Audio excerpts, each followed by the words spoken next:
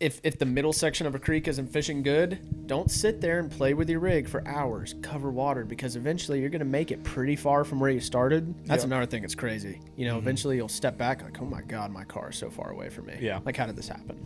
That means you're doing it right. Yeah. So, I mean, if you're not catching fish where you are and you're moving, I've had plenty of times where it's like I get to a hole and all of a sudden it's like, bam. Like, this must be where people stop and turn around when they're fishing before me, or, the water might be just a hair colder up here. Mm-hmm. And so, cover water. It's the biggest thing. Don't get hung up on something.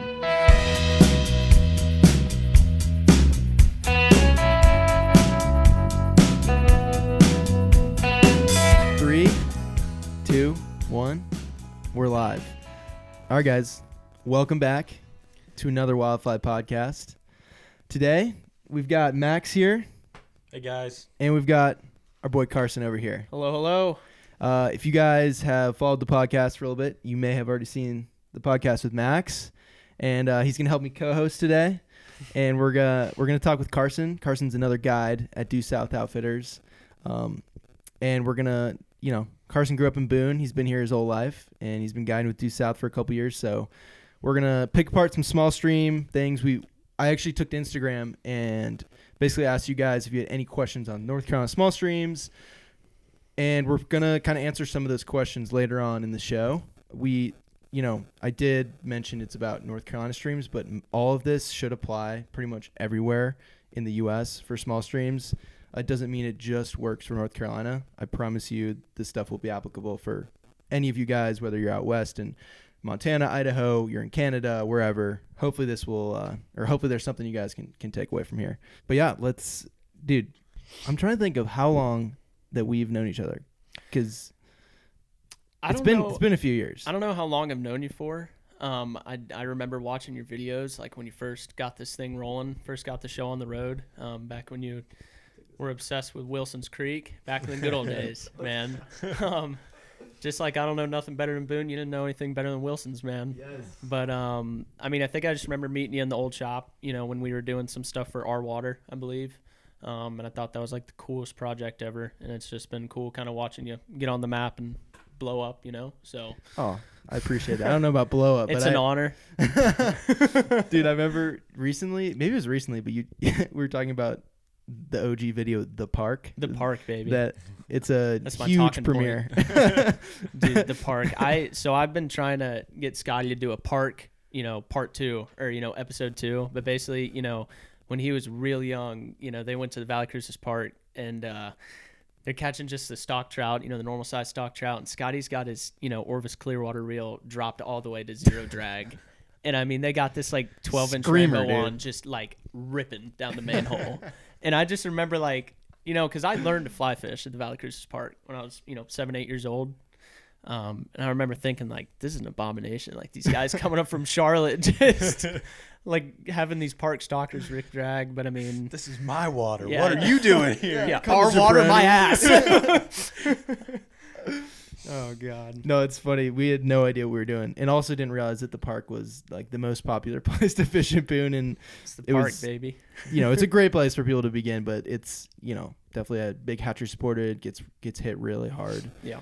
In all parts of the year. That could be like one of the most challenging places sometimes to fish, though, because it does see so much pressure. Dude, the park gets a bad rap, man. It can be hard. Like it's not always actually. It's sometimes you go down there and you're like, holy cow, this is tough. But yeah, I can't speak highly enough of you because like you growing up there and fishing that all the time. I've seen you just know how to do it. Yeah. It's unbelievable to see like someone who didn't grow up on it fishing it and then someone who has grown up fishing it, like how proficient you really are at fishing that creek.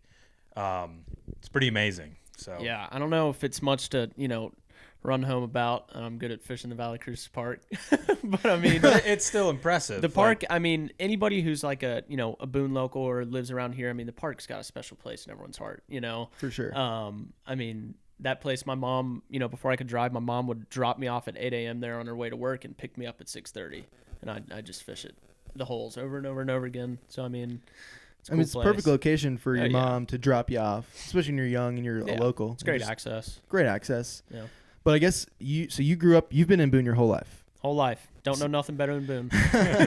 Good old Boone, baby. Yeah, dude. So you started here, and this is kind of what you know. And that's why I think this was a great opportunity to have you on, talk about some of the small stream stuff, because you've really spent your whole fly fishing career here. But when did that kind of start for you, and what did that look like? So,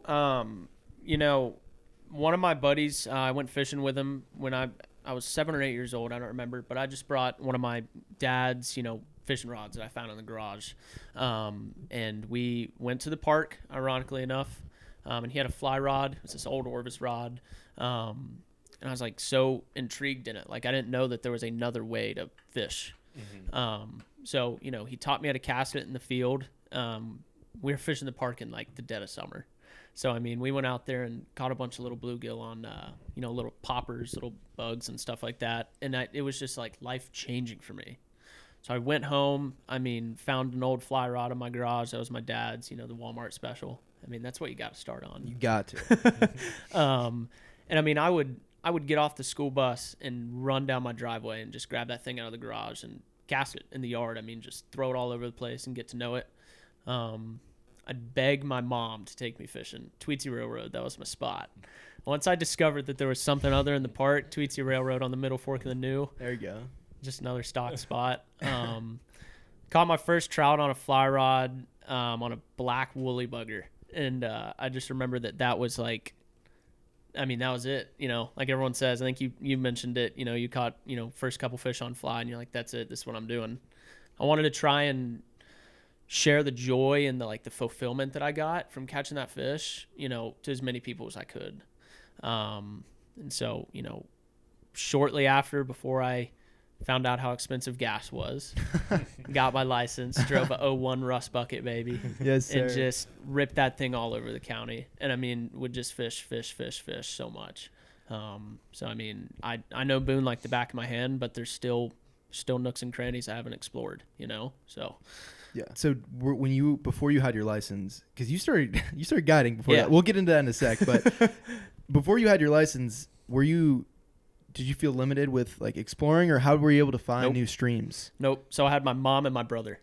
Okay. Kyle, right. man. Kyle. Gotta love Kyle. Shout out Kyle Decker.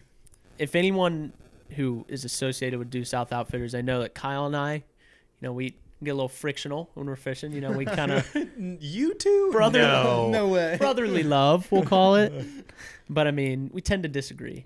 But nonetheless, I would beg Kyle because he's my older brother. He's older than me. He obviously had his license before me, and I actually taught him how to fly fish. And so he got started on it. And then it was just I would come home from school, and if my mom was working or something, I would beg him tears on the ground, crying, please can we go fishing? Please can we go fishing? And so he was my means of transportation. I would try and give him gas money, but I didn't really have it. So you were asking your mom for gas money to give Kyle? Seriously. Nice. So I always pulled the trick. I'd be like, Kyle, it's the days that you don't want to go that it's the best. And that worked sometimes, but other times it didn't. But, that's true. You gotta get out to the water somehow. Yeah, dude. So then you got your license and you're able to start exploring a little more. Yep.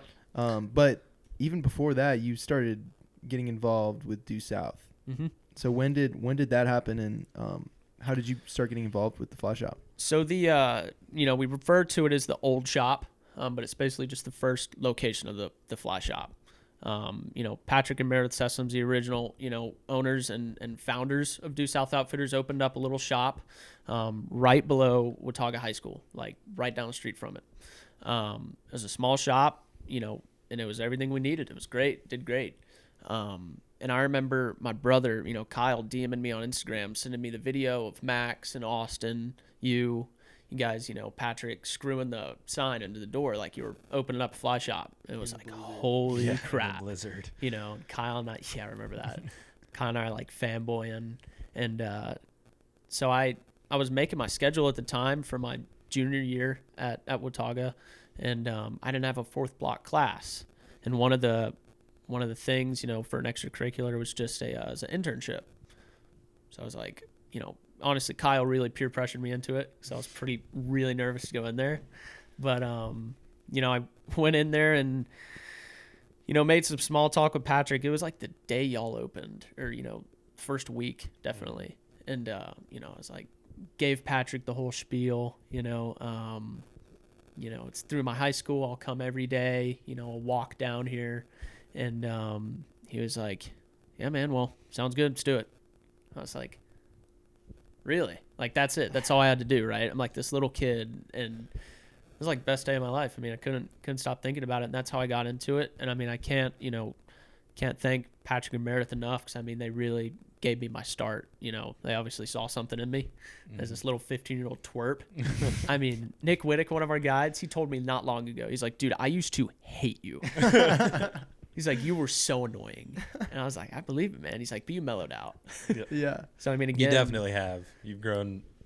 I remember you being in that shop, and we always loved you because, I mean, we could see that when you're 15, you're 15, right? Yeah. So you're not going to be like this mature person that you've grown into. And like, you definitely got that start there, and seen you grow through, like, because I was there when you first started, and now where you're at, it's pretty amazing how much you've grown up and how much you've progressed in really everything you do, as far as working in the store, taking some float trips, doing your wade fishing stuff. It's pretty amazing to see how much you've grown.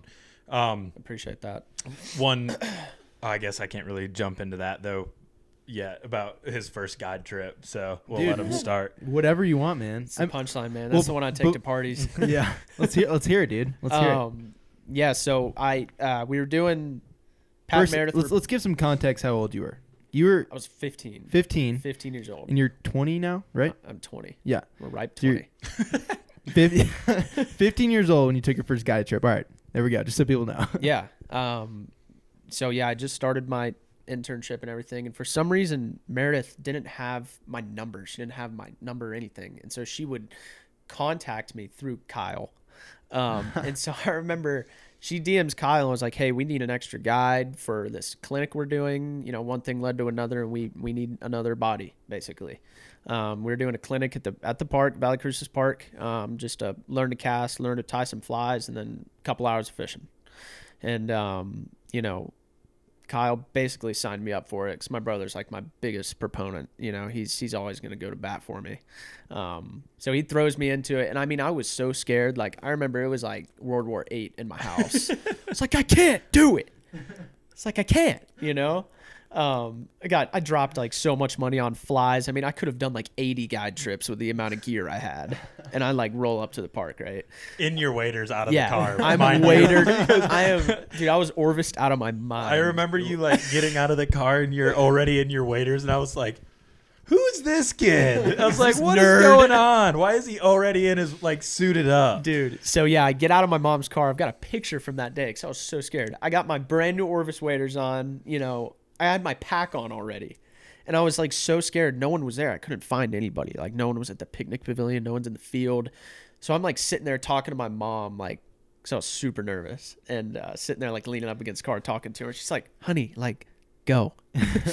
And eventually I just went and sat at picnic pavilion, and Meredith came out of the little like brand new classroom that they built over at the park. It's super nice. They were doing like tying in there. And she was like, what are you doing? It's like, I didn't know where anyone was. So, I mean, like, I knew most people at the shop, but I didn't really know anybody personally. Like, I couldn't call Max, be like, yo, where you at? So I got a single. They paired me up with one person. Is that older lady? Her name was Joan.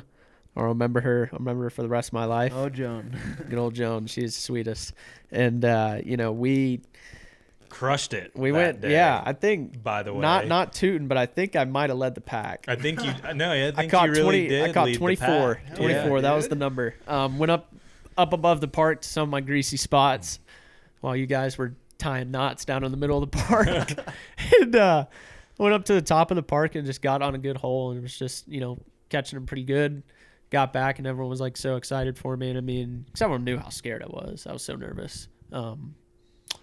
we got back, and I mean, it was amazing, and it was pretty cool. You know, Austin comes walking back up like, yeah, I caught like 4. And I'm like, caught like 24. That's a good way to prove yourself. But I mean, yeah, the lady, she tipped me $20. This is the funny part. She tipped me $20, and that's kind of how tips go on guided trips. You know, you get your tip or you don't, right?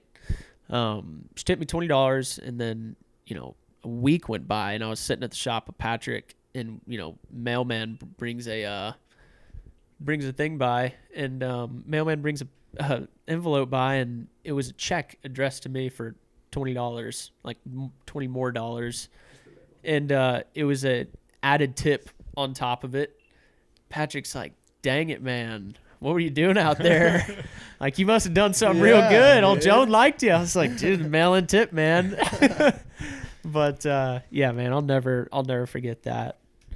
Do you think you being like the youngest in the shop, and, you know, I think everyone kind of had their idea. You were, you know, you had a lot of confidence, to say the least. Not at first, man. I couldn't. It's not a bad to people. thing. But Yeah. do you think being the youngest kind of shaped you now, and learning from all these older guys, not just about fishing, but just about Yes. life and how to be a gentleman and how to work with 100%. clients? You know, and that's another thing. I can't thank Patrick and Meredith enough for it. Because like I said, they saw something in me. They gave me my start. You know, a little 15-year-old twerp.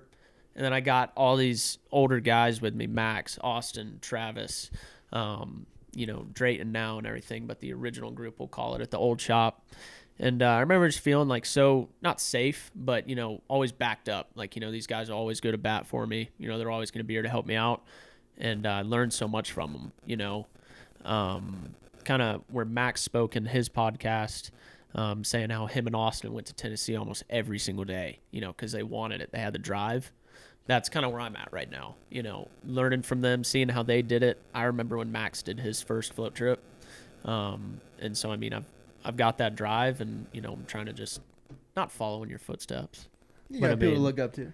You got people to help you. Is that a good way to put it? Yeah. You've got the resource and the means to do it, which is, and I think it wasn't an overconfidence that you had. It was never an overconfidence. It was an underconfidence. But could you imagine, like, you're 15 and then you're surrounded by all these 20-year-olds? Like, you got to act big and bad. It's kind of like, you're not wrong. You got to you're the little dog at the park, but you were there biting on all of our ankles and, like, proving yourself. Yeah. And it didn't like I said, it wasn't a bad overconfidence, but it gave you the confidence. Because here we were, you know, 20 years old, you were 15, and you were hanging with, like, the older guys. Yeah. You know, and I think I felt so cool. That's helped you now, though, because Let's go. You've got, like, this confidence about you when you guide, and just, like, you know the moves to make always. Mm-hmm. And I think I'm not saying I'm patting myself because I was older. I'm just saying, like, we were older, and you were like, well, I'm going to be just as I'm going to do what they do. And then push came to shove, and he was doing better than all of us at 16 years old. So we'll take that out of the podcast, hopefully. But here, I mean, so it's really, I think, being young in your shoes because you had to perform. Yeah. Because, I mean, as a team goes, the weakest link's going to get cut, right? Yeah. And then you were like, that's how I I'm felt. Not going to get cut. Yeah. And so you really progressed and matured, like, boom, and you were there. So I remember for, like, my first, you know, because my internship only lasted a year, even though I was the intern for the next 3 years. You're still the intern. I mean, kidding. Dude, I still get that. You're not 21 yet. Yeah, so. That's like Austin's favorite line, man. That'll like, never get old. Intern. It's kind of like... It's almost like a heartwarming thing to hear it, though, because it's just brings us back. Y'all to the can't old accept days. that I'm like the ripe 20s now. I know. Like, you can't. You're a ripe 20. You're still 15. Well, every time I see you, I still flash back to you getting out of your mom's car, like sunglasses on, pack on, buff, everything on. I was like, yes. Whoa. But yeah. Pretty amazing. Yeah. I mean, yeah, y'all still call me the intern. I mean, sometimes. You're not the intern. I tell you, my first, you know, where I learned my place, you know, the old shop used to be the spot, right? It used to be the hangout spot. You know, we'd all just pile up in there after class and just hang out. till close. And I was like, well, now what do we do with our life? But, we'd all be hanging out there. And I remember my first week of my internship, came in there, and I forgot how I got there, but somebody dropped off a spool of line, not on a spool, just spaghetti, just so tangled, spool of fly line. I walk in there, and Max, I think you were looking at it or you were doing something with it. He looks up, he goes, intern. Untangle this. I don't think I would have done that. It was jokingly, but I was like, all right, I'll do it. All right. And I'm pretty sure they kind of like forgot about it, but I was sitting there like, I'm gonna untangle all 90 feet of this. Yeah. And I did. And There you go. And he was like, oh my God, you actually did that? And shortly after, the shop dog, Gus, Pat Meredith's Let's big hear old about black this. lab, one of them, Gus ate a sock. And he did eat a sock. and Gus, just is moseying in the shop, and it was small. It was like an apartment, teensy tiny little store. And Gus just walks out into the middle of us, goes, bleh, just drops that sock, throws it up. And Max, big old macho Max, who's making me untangle this fly line, goes running out into the parking lot. I think you ran into the back first, and then you still smelled it. Yeah. And I was Ran out into the gagging. parking lot, hands on his knees, gagging, dry heaving, and we're sitting there just like, wow. Ouch. And that was like my first experience of my now boss. I've got a weak stomach, like really, like very sensitive to smells, and it just If he like thinks some, of throw some up. days if I'm doing the dishes, it'll just like push me over the edge, and I can't do it, and I think the worst one ever though, and my wife was there and can account to this. We had some potatoes that got bad, and I was on the porch, hunched over like for 20 minutes over a potato, and it just the smell got to me. So It's ironic that you're a fishing guide. yeah, I know. Yeah. He's like pumping stomachs and stuff of these fish. Yeah. Exactly. Well, so while Max in Austin, during this time, while they were kind of grinding it out in Tennessee, like we talked about, you were getting stuff dialed here. I was local crew, baby. So yeah, I mean, were you put in a position where they were like, all right, Karson, we need you to be like really specialized in the local area, or did you just kind of take that initiative yourself? I just kind of took it upon myself because I'd driven all over the place, before I guided. Like I said, I'm born in Boone, so I know it the absolute best. And so I kind of had it's almost like you studied for a test, right? I kind of always had a game plan. If I went fishing somewhere, if I went guiding, took a trip, it's like, okay, I could fish here or I could fish here. Today's cloudy, so this spot will fish good. I always had a plan, and I just, like you said, I took it upon myself to just try and be the best I could possibly be in North Carolina. Because, I always would dream and still do really, run with the big dogs, as you call it, out on the big tail waters. And, a local guided trip versus a float trip, it's like, oh, I'm a float guide, versus, local guide kind of can be not looked down upon, but it's definitely kind of cooler to be with a boat guys, we'll call it. So basically I wanted to try and take it upon myself to be like, I want to come back to the shop with my local trip, no drift boat. And my guests are like, to the moon. So excited, so happy. Like, I want to do the best I possibly can with what I'm given. Not saying I wasn't given enough, just what I can do in North Carolina. Try and put my name out there and stuff like that. So that being said, that's really what I did. And I would just grind the creeks every day, whether I was working or not. So, yeah, you kind of came in and had that, there was a little bit of a void there, like in that local, because we had people running float trips, but then our local guide number of people kind of went down, and then you were like, boom, you stepped into there, and you filled that void for a good while. Yeah. You've taken a lot of trips, and there's from now that we own the business, the float fishing, it's an important aspect of the business, but like the number of local trips that we bust out through that store in a year is unflippin' believable. People and wanna like walk.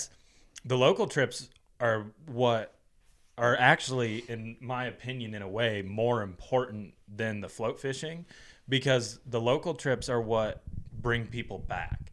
Because most of the time, when someone's doing their first fishing trip or fly fishing trip, we push them to do a local.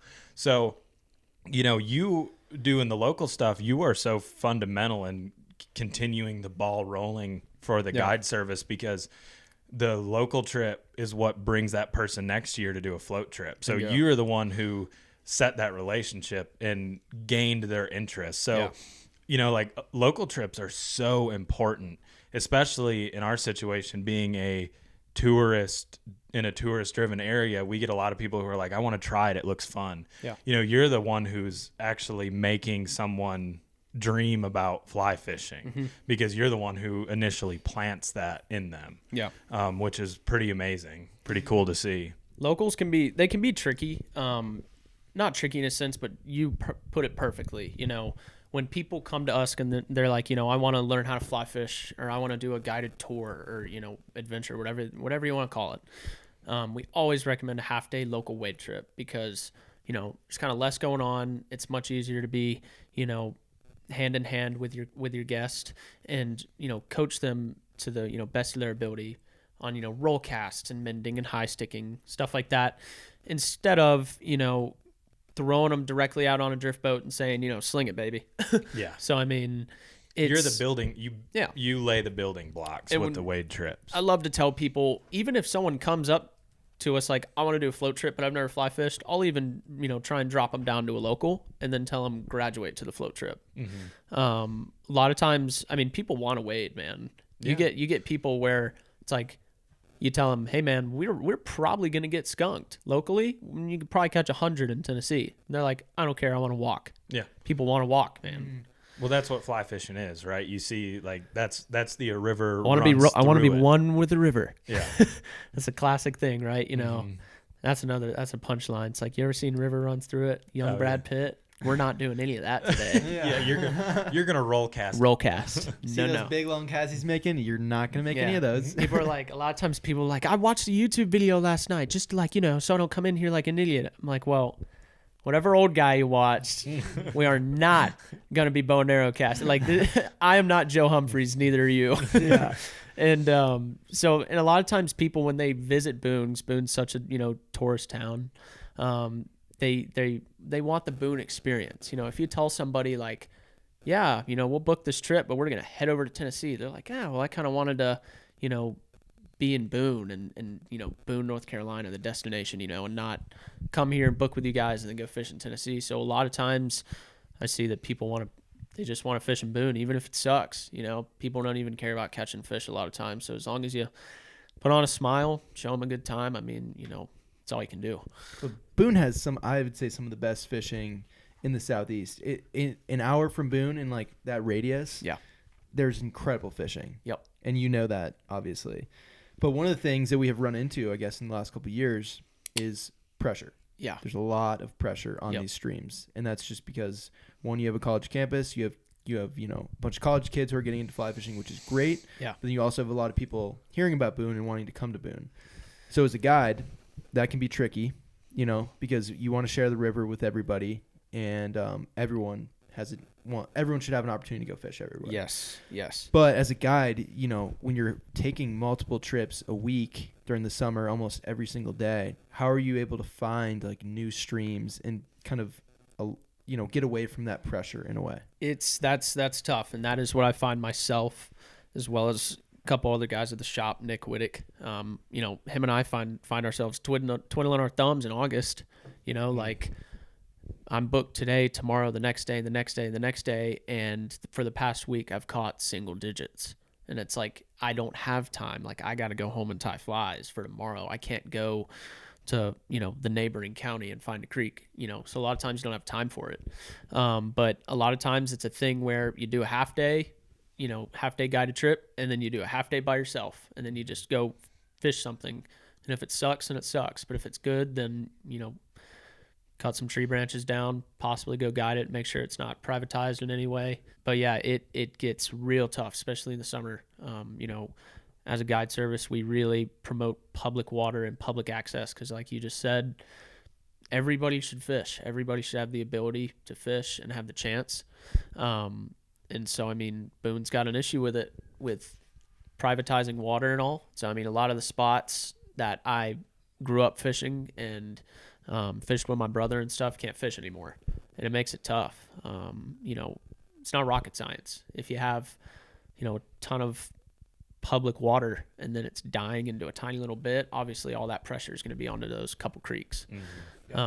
Fish can only take so much, man. Right. For sure. So, I mean, but that's where you're being a Boone local comes in handy. It gets greasy, man. Because that's like when you've struggled for a few days, you have those little honey holes in the back of your mind where you're like, I can go here and boom. Yeah. And I've seen you do it before. Like just you've struggled for a few days out of your control struggle, whether it be to pressure, and then you make a complete 180 and throw an audible and you go to some little, like little P. Diddler Creek that you found 5 years ago that you haven't been on in 4 years. Yeah. And you're just like, yeah, we're going to go here and we're going to do it. And then you normally have a great day. The audible's a good feeling, man. It is. But they fail. Omaha. Omaha. Yes, sir. God. But yeah, they fail. But I mean, you always gotta have some kind of plan. And I mean, picking it up and moving shop, in the middle of a guided trip, and having something work is a great feeling. But when it doesn't work, it humbles you and it makes you better. I mean, that's happened. Mm-hmm. I mean, I've completely moved spots, driven across the county before to a creek that has been public for my whole entire life. And then, you get out there fishing like, all right, guys, let's see if we can do it here. And then someone asks you to leave and kicks you out. So I mean, it's tough, but that, like Max said, growing up here and before I figured out the price of gas, it's like I like to think I know where fish are and how they feed, throughout the year, in Boone at least, So one of the questions, we'll get there in a second. Yeah. But one of them, they asked about the regulations. So do you want to, just because we're on the topic of private water, do you want to just really quickly talk about the kind of the regulations for that? Yeah. And what that looks like compared to, say, like a Montana? Yeah, so I mean, there's tons of different ways it can go, right? It's all situational. It has to do with adjoining properties and property lines and state property and stuff like that. But out west, there's a high watermark law, high watermark rule, whatever you want to call it. But basically, as long as you are within the riverbanks, you're in the public right of way. So I mean, if you're in the water or you're on the bank, good to go. As long as you got in somewhere that was public and then you moved into. Not like you can park at a private ranch and then just walk through and get in the water and be like, haha, can't get me. Yeah. Can't do that. You got to, public to private. So Boone, the state of North Carolina refuses to pass that for some reason. And when I was young, I actually took it upon myself. I wrote a lot of letters. I talked to a lot of people on the phone as a little twerp, a little young kid. Because, I mean, it sucks. We need more of that, though. But basically, kind of the way it works here, and I have to explain this to people every single day in the shop when they're asking where to go fishing or why I got kicked out of somewhere. If someone owns one side of the river, say they have a house on the river, typically they own out to the middle of the river bottom, not the water itself, but the river bottom. So then if they decide to buy the other side of the river, buy that other bank, then they own that bank too, and then they adjoin in the middle. So they own both sides. They own the river bottom from bank to bank. So unless you are, levitating or in a boat, not touching a rock, not touching any of their property, then, you're technically good to go. But no one really ever does that around here. No, we don't have any. I think the term is navigable by vessel. Nothing's really navigable. Nothing in our area. I can't really think of anything that would be. Maybe the New River, you could be considered navigable by vessel if you kayaked it or something. But if you touch a rock, technically you're on their property. You're on their property. But most of our trout fishing streams are not navigable by vessel. So you're kind of between a rock and a hard place there. Yeah, literally. But I mean, it stinks, man, and. I can't put a number on it, but like I said earlier, a lot of the water that I grew up fishing cannot go there anymore. Mm-hmm. I mean, it's riddled with posted signs and stuff like that. So I mean, it really stinks, but as Bear Grylls says, you got to improvise, adapt, and overcome. Yeah, I think one that kind of where I think part of when we were doing our water. Yeah. One of the creeks that really hit home for like all of us at Due South was Dutch Creek. Dutch Creek, baby. Because we all started on Dutch Creek. That was where we did all of our we all started and kind of grew up guiding on Dutch Creek. That was always like our back pocket spot. Yeah. Like in the fish population there used to just be unbelievable. Oh, like yeah. you could go and catch 40, 50 fish on dry flies in a half day. Wild fish. Wild no fish, stalkers. no Wild stalkers. fish. Yeah. And then I remember it was like the first or second summer we were all guiding pretty, regularly. A major section of it got posted. Yep. And we were all like, that's not cool. Like Yeah. that is really, really upsetting. I remember it. Because this place that was like where it got posted was like Nick Whittick's.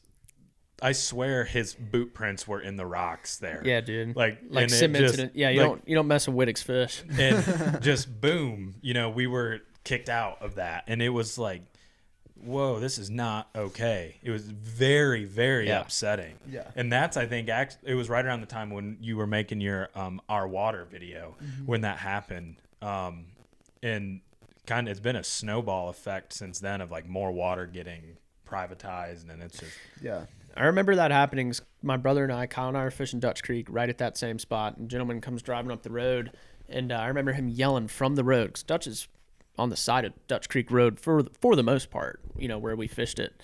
And I remember him yelling, "Are you from the guide service?" And I was like, okay, kind of, not really.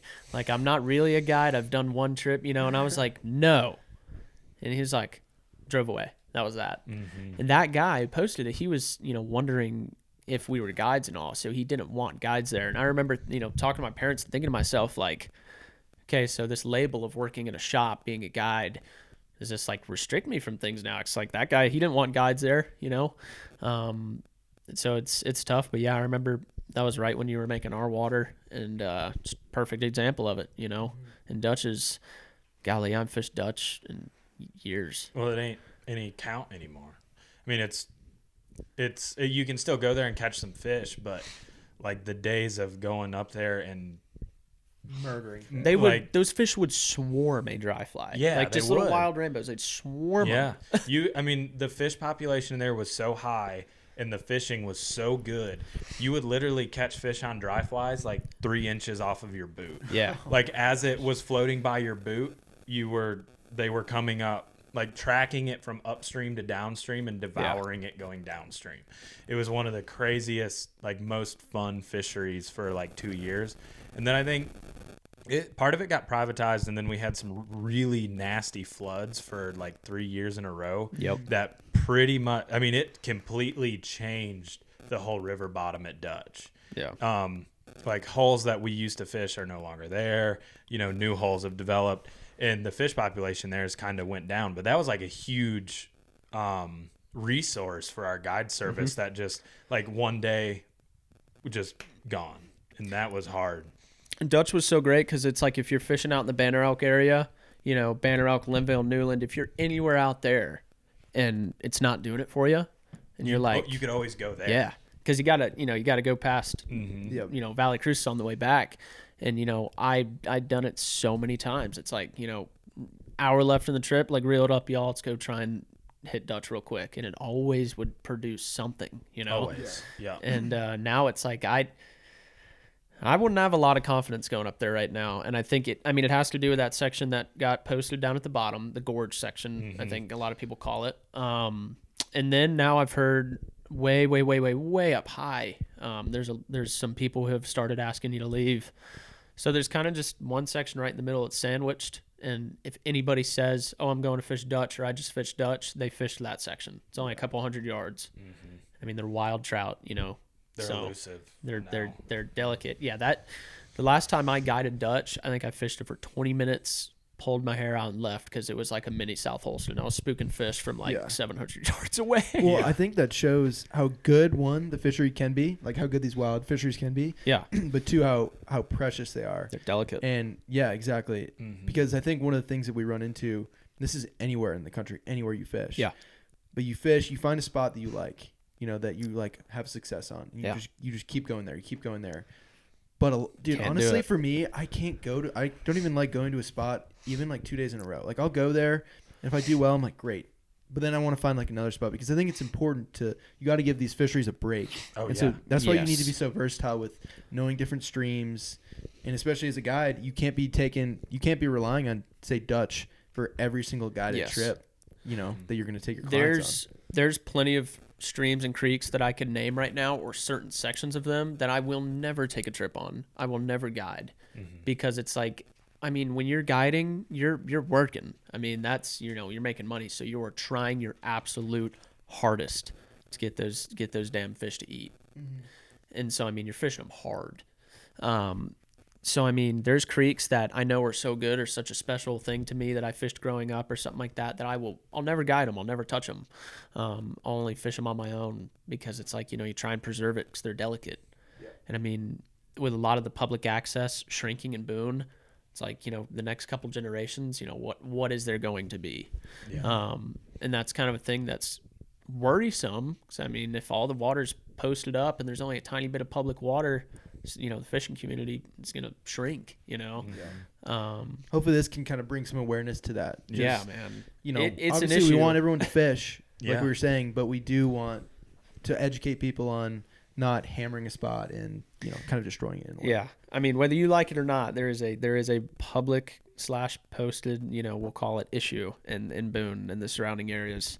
And I mean, there's a lot of people that just, they don't want to see you. It's not like, oh, I don't want you keeping my fish. Or a lot of times the people that ask you to leave, they don't even care about fishing, know? Yeah. They're just... A lot of the times it comes down to a liability thing. People are so worried about, like, if you slipped and fell, if it's going to come back on them because you were on their property, which is, in a way, it's like, okay, I understand. That'd be a stretch, man. I guess I understand, but I mean, if you like blame the landowner because you fell, I mean, come on. Your rocks are too ridiculous. slippery.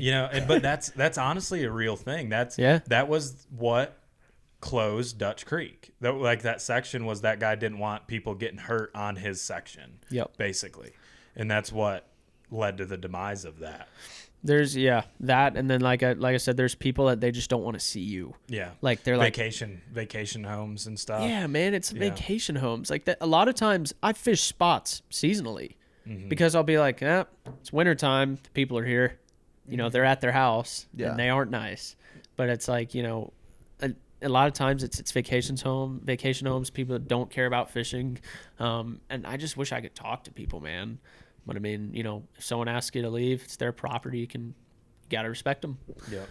You have run into a few situations though where I know, because someone asked on here about private water, but if you do run into a situation like that where maybe you're approaching someone that has private water that you want to fish, or they come out, what's your Smooth criminal, man. Yeah. I mean, you just gotta sweet talk them. I always just try and explain to people that I am never going to cause trouble, if that makes sense. The whole, I'll pick up trash. That's a good thing. I mean, but I have plenty of people, I know a lady out in Fosco, and she lives on a creek, and she doesn't let anybody fish there. And I was fishing up in there one day, and she called me over to her house, yelled at me across the road. She wasn't very nice. And 45 minutes later, after talking to her, introducing myself and all, she gave me her phone number and written permission to fish there whenever I want. So a lot of times, if someone kicks you out, or you see a car creeping, or you see people staring at you through the window, wave at them. Signal if you can try and talk to them. Just explain what you're doing. Introduce yourself. Be nice, because a lot of times people they just don't want to see you. They're worried of liability, or sometimes people just be plain mean, and talking to them doesn't help. But I mean, if you do your part and say, I'm not a threat, I'm not harmful, I'm not littering your property or anything, I'm not taking your fish, that's all you can do. And give yourself a good name, and just don't dehumanize them. Exactly. Just be yourself, be nice. But I mean, I can definitely lose my temper in some instances. I mean, if you're fishing a creek that's, within 40 feet of a roadway, technically it's DOT property, kind of. And, you can say that to people. I mean, you can get in arguments with people, but I have learned from guiding, because something that Patrick always taught me, and something, obviously you teach me, is to always be professional and always be nice and always be the bigger person, for lack of better words. So if someone's being super mean to you, or someone's asking you to leave one way or another, just be nice and respect them. and leave a good taste in their mouth, you know? Yeah. So, I mean, it is what it is. Because you being nice to them, they might go home that night and change their mind and be like, well, you know, I guess he was super nice. He was being very respectful of my property. That has happened. Yeah. You know, if you would have been a turd to him, it wouldn't have been a daggum thing in the world that would have. It would have just solidified their no in stone. Yeah, basically. But maybe I was a little harsh on that guy. You know? Yeah, exactly. Maybe I was a little harsh on that guy. And it happens. So it does. I mean, just gotta be nice to people. I mean, literally in fly fishing, the golden rule: treat others how you want to be treated. You know, fellow guides, fellow anglers, people in the industry. I mean, we're all trying to do the same thing, trying to catch fish and put smiles on people's faces, right? Mm-hmm. Yeah, as much of a bummer as it is sometimes when you get to a spot and somebody's in somebody's parked there, somebody's in your hole. Yeah. Just be happy they're out there. Oh, bummer, they're there. You know, got to go to the next spot. That's a whole thing going on right now, too, about, you know, I hate that's the thing, man. Spots and everything like that. And, I mean, you just got to go and do it. That's what so many people ask me coming into the shop and you know, my friends, oh, fly fishing's cool. How do I do it? You know, I don't want to book a trip, though, or something like that. It's like, just do it. Just go out and try. You know, go get tangled. Go throw your flies in the tree. Learn, you know. But, yeah. Dude, that's it. Well, dude, I think this would be a great transition to start going into some of these questions. And I think what's going to happen is we can, you know, I don't want these to be like one-word answers. Some of them might be quick, but it'll be good to, you know, we'll use these as talking points and kind of go off and see what happens from there. But one of the reasons, like, I wanted to bring Karson on is because, like, we've been talking, he knows so much about small streams and growing up in a place like Boone, which that is the niche and the specialty. I just thought it'd be the perfect fit to bring some of these questions, and hopefully we can all answer some of these and kind of give our 2 cents. There's a bunch of these that were kind of crossovers, so there was just multiple questions. So I just kind of put it in. I just kind of generalized it. But some other ones we've got on here. I really appreciate all of you guys asking questions, though. We got like hundreds of questions. That's amazing. Yeah, it was. I'm so stoked that you guys were so curious about all this and wanted to learn. Don't bank on me, man. I'll do my best. So I wish I would have like maybe categorized these into a better order, but they're kind of all over the place. So classics. So they're a little bit organized. It's like Max's boat. Yeah. So we'll just start organized chaos. It is organized chaos. Cups. That's what we like. So we'll start from the top. Best small stream access. Trying to get away from some of the tourists and crowded areas. From Coach Tucker 54. Coach Tucker. And so I think this is pretty applicable for Boone, especially. You know, really, this is, you know, I know people have heard this before, but Google Maps is so huge. Oh, yeah. So one of my techniques that I use is what I tell people a lot is if there's a creek and stream in Boone that's this wide, at some point it's going to have fish in it. Like, I mean, there's fish at the Boone Mall. Yep. Yeah. There are fish in that creek. I promise. Mm-hmm. So what I tell people is if you know that a creek has fish in it, say Dutch, for example, Dutch Creek. If I know that Dutch has fish in it, you know, I might look for feeders to Dutch. You know, say Clark's Creek, for example, dumps in there, and Crab Orchard further up. And so, you know, I look for feeders on Google Maps, and then I'll just drive out there. Because, I mean, you know, stuff from satellites looks a lot different than it does in person. Mm-hmm. And that is something that I did when I was super young and first got my license was, I mean, you just have to go find places. You have to go look. That being said, if you go out there and in the spot that you saw on Google where you thought you might be able to get in right there, if there's a house or a driveway or something, maybe knock on the door and talk to them or something. But, you know, that's a huge question. That's a huge thing that people are asking these days, or how do I get away from people? How do I get away from pressure? And that solidifies my point that public access is dying. Yeah. We also want this segment to be, we got a lot of questions of like, where should I fish? And we all get those. I'm sure you guys in the fly shop. I ask myself that every day. But we want to educate you guys more so on how to find those places opposed to just giving you those places. Because if we just tell you the creeks that we're fishing, yeah, we've mentioned a few that we fish, but if we just give you those, you're not going to be learning anything. Yeah. So I think that's kind of the goal of this, you know. I think maybe one more point to piggyback off of what you were saying, Google Maps. North Carolina does a really good job of, they post the fish or the public access trout streams in an interactive map. Yes. It's a great thing, right? That map kind of pissed me off this past season. They posted some of my creeks. So that they map, updated it. That map's a great thing. Don't get me wrong, but if you found it, someone else has found it too. Yeah. So for you to really find like a gem trout stream, you got to kind of get away from the map, because I can find the map. You have access to the map. Yep. You have access to the map. Everybody who has access to the internet has access to what that stream is designated. Yeah. And a lot of the streams that we fish are undesignated. Yes. And, you know, that's, like you said, Google Maps is huge.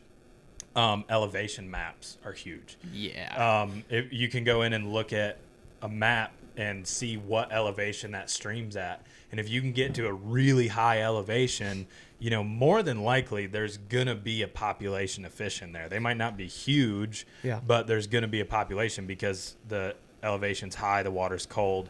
It creates a good trout habitat. That's something I started using this past season. Nick and I teamed up on it. Yeah, Nick Whittick's like the pioneer of elevation maps. He is. Yeah. I give it all to him. He gets all the credit. I remember I walked into the store one day and I was like, what are you doing? And he had like all these streams written down, how to get there, elevation, like, no, this, like, you got to start fishing it here because this elevation's high enough to keep it cold. Yes. Enough. And I was like, The dude is a wizard. Yeah. I was like, holy cow. Like, you are innovating, finding your own trout streams. It was pretty amazing. But that's the kind of stuff. It's like that, him going out of his way and doing, you know, and going in, like, finding these maps and like checking it out. That's real, like, determination, you know? Yeah, and that's something I could touch on is trout streams are so different from one another. Like, a lot of times people say, oh, you know, how do I fish this creek? Oh, it's just wild fish, you know, same old. Something I've noticed is a creek from the top of it, or where it begins, or the upper section of it, versus the middle and the bottom section of it, they're so different seasonally. I mean, trout, they are, I don't want to say they're seasonal fish, but they pattern differently throughout the seasons, obviously. Right. And so, for example, summertime, they're going to be in real shallow riffles where all the oxygen is. Wintertime, they're going to be tucked up somewhere deep, not really moving, looking for little teensy tiny bugs. And so if you go to a spot, something I notice about the people in Fish and Boons, they do the same thing over and over and over again. Like, oh, I went to the park, didn't fish good. It's like, well, maybe go way above the park, or maybe go way down from it. And that's something that I do is, you know, if I fish the middle section of a creek, we'll say, you know, where there's a ton of water above me and a ton of water below me, and it doesn't fish good, I'm not going to sit there and, you know, grind my teeth and change flies and lighten up my tippet. I'm going to go way up and see if those fish are pushed way up for some reason. Maybe it's warm. Exactly. Maybe it's summertime, it's warm. Exactly. They're finding the more moving oxygenated water than you found in the lower section. Exactly. Right. And, you know, a lot of times, like he said, a creek will get smaller up top and the water's going to be moving quicker and there's going to be more oxygen, you know. And a lot of times if a creek dumps into a bigger river system, you know, say a creek dumps into the New River, a lot of times you can go down by the mouth of it and those fish are completely different. They eat different bugs. They act differently. Mm-hmm. And so, I mean, creeks that, you know, support wild trout, like, yeah, I mean, you can catch them on, you know, certain flies, you know, year round, but I mean, they're going to act differently, and it's all on you for how you target them, you know. So, I mean, if you're fishing a rig in the wintertime and the summer, you know, it's tough. Off of that, we did get a fair amount of questions, people asking about, you know, winter fishing tactics, winter fishing techniques. How should I fish in the winter? How do you kind of change your game up, small stream wise, or just around here for the winter? Yeah. So winter's tough. But winter is also one of my favorite times of year to fish, because nobody fishes in the winter. Not a lot of people do it because it's cold. I mean, that's it's our off season right now. So what I think is to tell myself, is I'm not going to set my expectations crazy high. There's not going to be a creek in the wintertime that is going to be the gym. Mm-hmm. It's not like you're going to go somewhere and catch 40 wild fish here and then the other spots are going to suck. It's going to be a handful of fish here, handful there, handful here. It's all going to be kind of stagnant. And so you can't really do much. But in the wintertime, people are really afraid, it seems like, to fish small flies. But I mean, they say, one of the most common sayings of all time, smallest flies catch the biggest or most fish. But in the wintertime, the trout, they don't eat much. Their metabolism slows down. They don't want to move. If, you have, say you're fishing a big girdle bug or a big profile nymph, and that goes flying by a fish's face, it's like, I might move for that, but it's not in my line, right? I don't want to use my energy. I'm cold. If you're cold, so is a fish. You're uncomfortable, so is a fish. And so I find myself fishing small midge patterns, small blue-winged olive patterns. Wild trout are opportunistic. It's not like they're sitting there counting your thread wraps on your fly. They're like, put the fly in front of my face or don't. So, I mean, that's it's really, really good way of describing wild fish. Yeah. That was great. Yeah. So, I mean, if you're fishing teensy tiny little flies in the wintertime and you're just knocking them in the head, you're fishing in the right spots, the right areas, and that fish doesn't have to do much except kind of just move his head and open his mouth, then you're going to find some success. Yeah. But.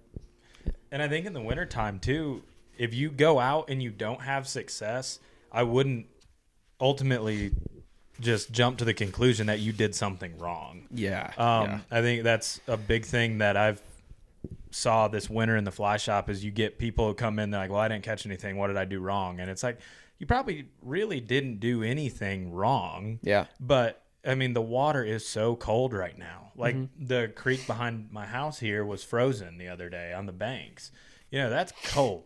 Yeah. So like you said, they ain't counting your thread wraps, keep it simple, stupid. If those fish are in there and they're willing to eat, don't put so much pressure on yourself that you have to find the right fly.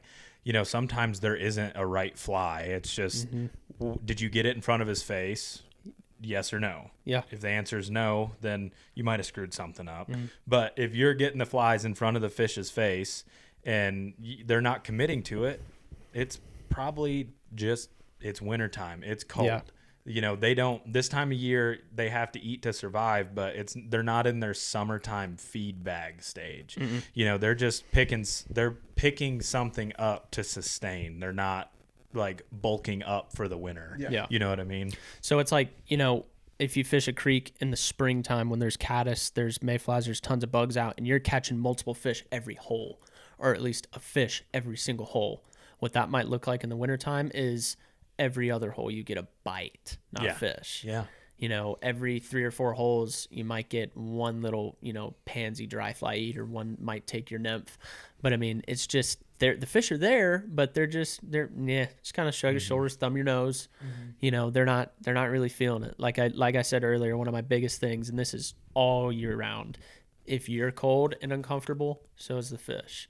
And if it's the heat of summer and it's burning hot, so's the fish. Yep. So people blame themselves. They're like, I suck. It's like, no, man. Trout are moody. I mean, I tell people, they're like, are we going to catch fish today? It depends on what mood they're in. Yeah. Yeah. Literally. I mean, you can only do so much. That's a good point. One point I do want to hit, I don't know if we have a question about this, but it's something I've been kind of thinking about. It's like, I don't know if you have this question or not, but a lot of times people ask, like, when should I fish in the wintertime? And, if you're coming up from Charlotte, Raleigh, Greensboro, somewhere like that where you have one day to fish, you got one opportunity to make it happen.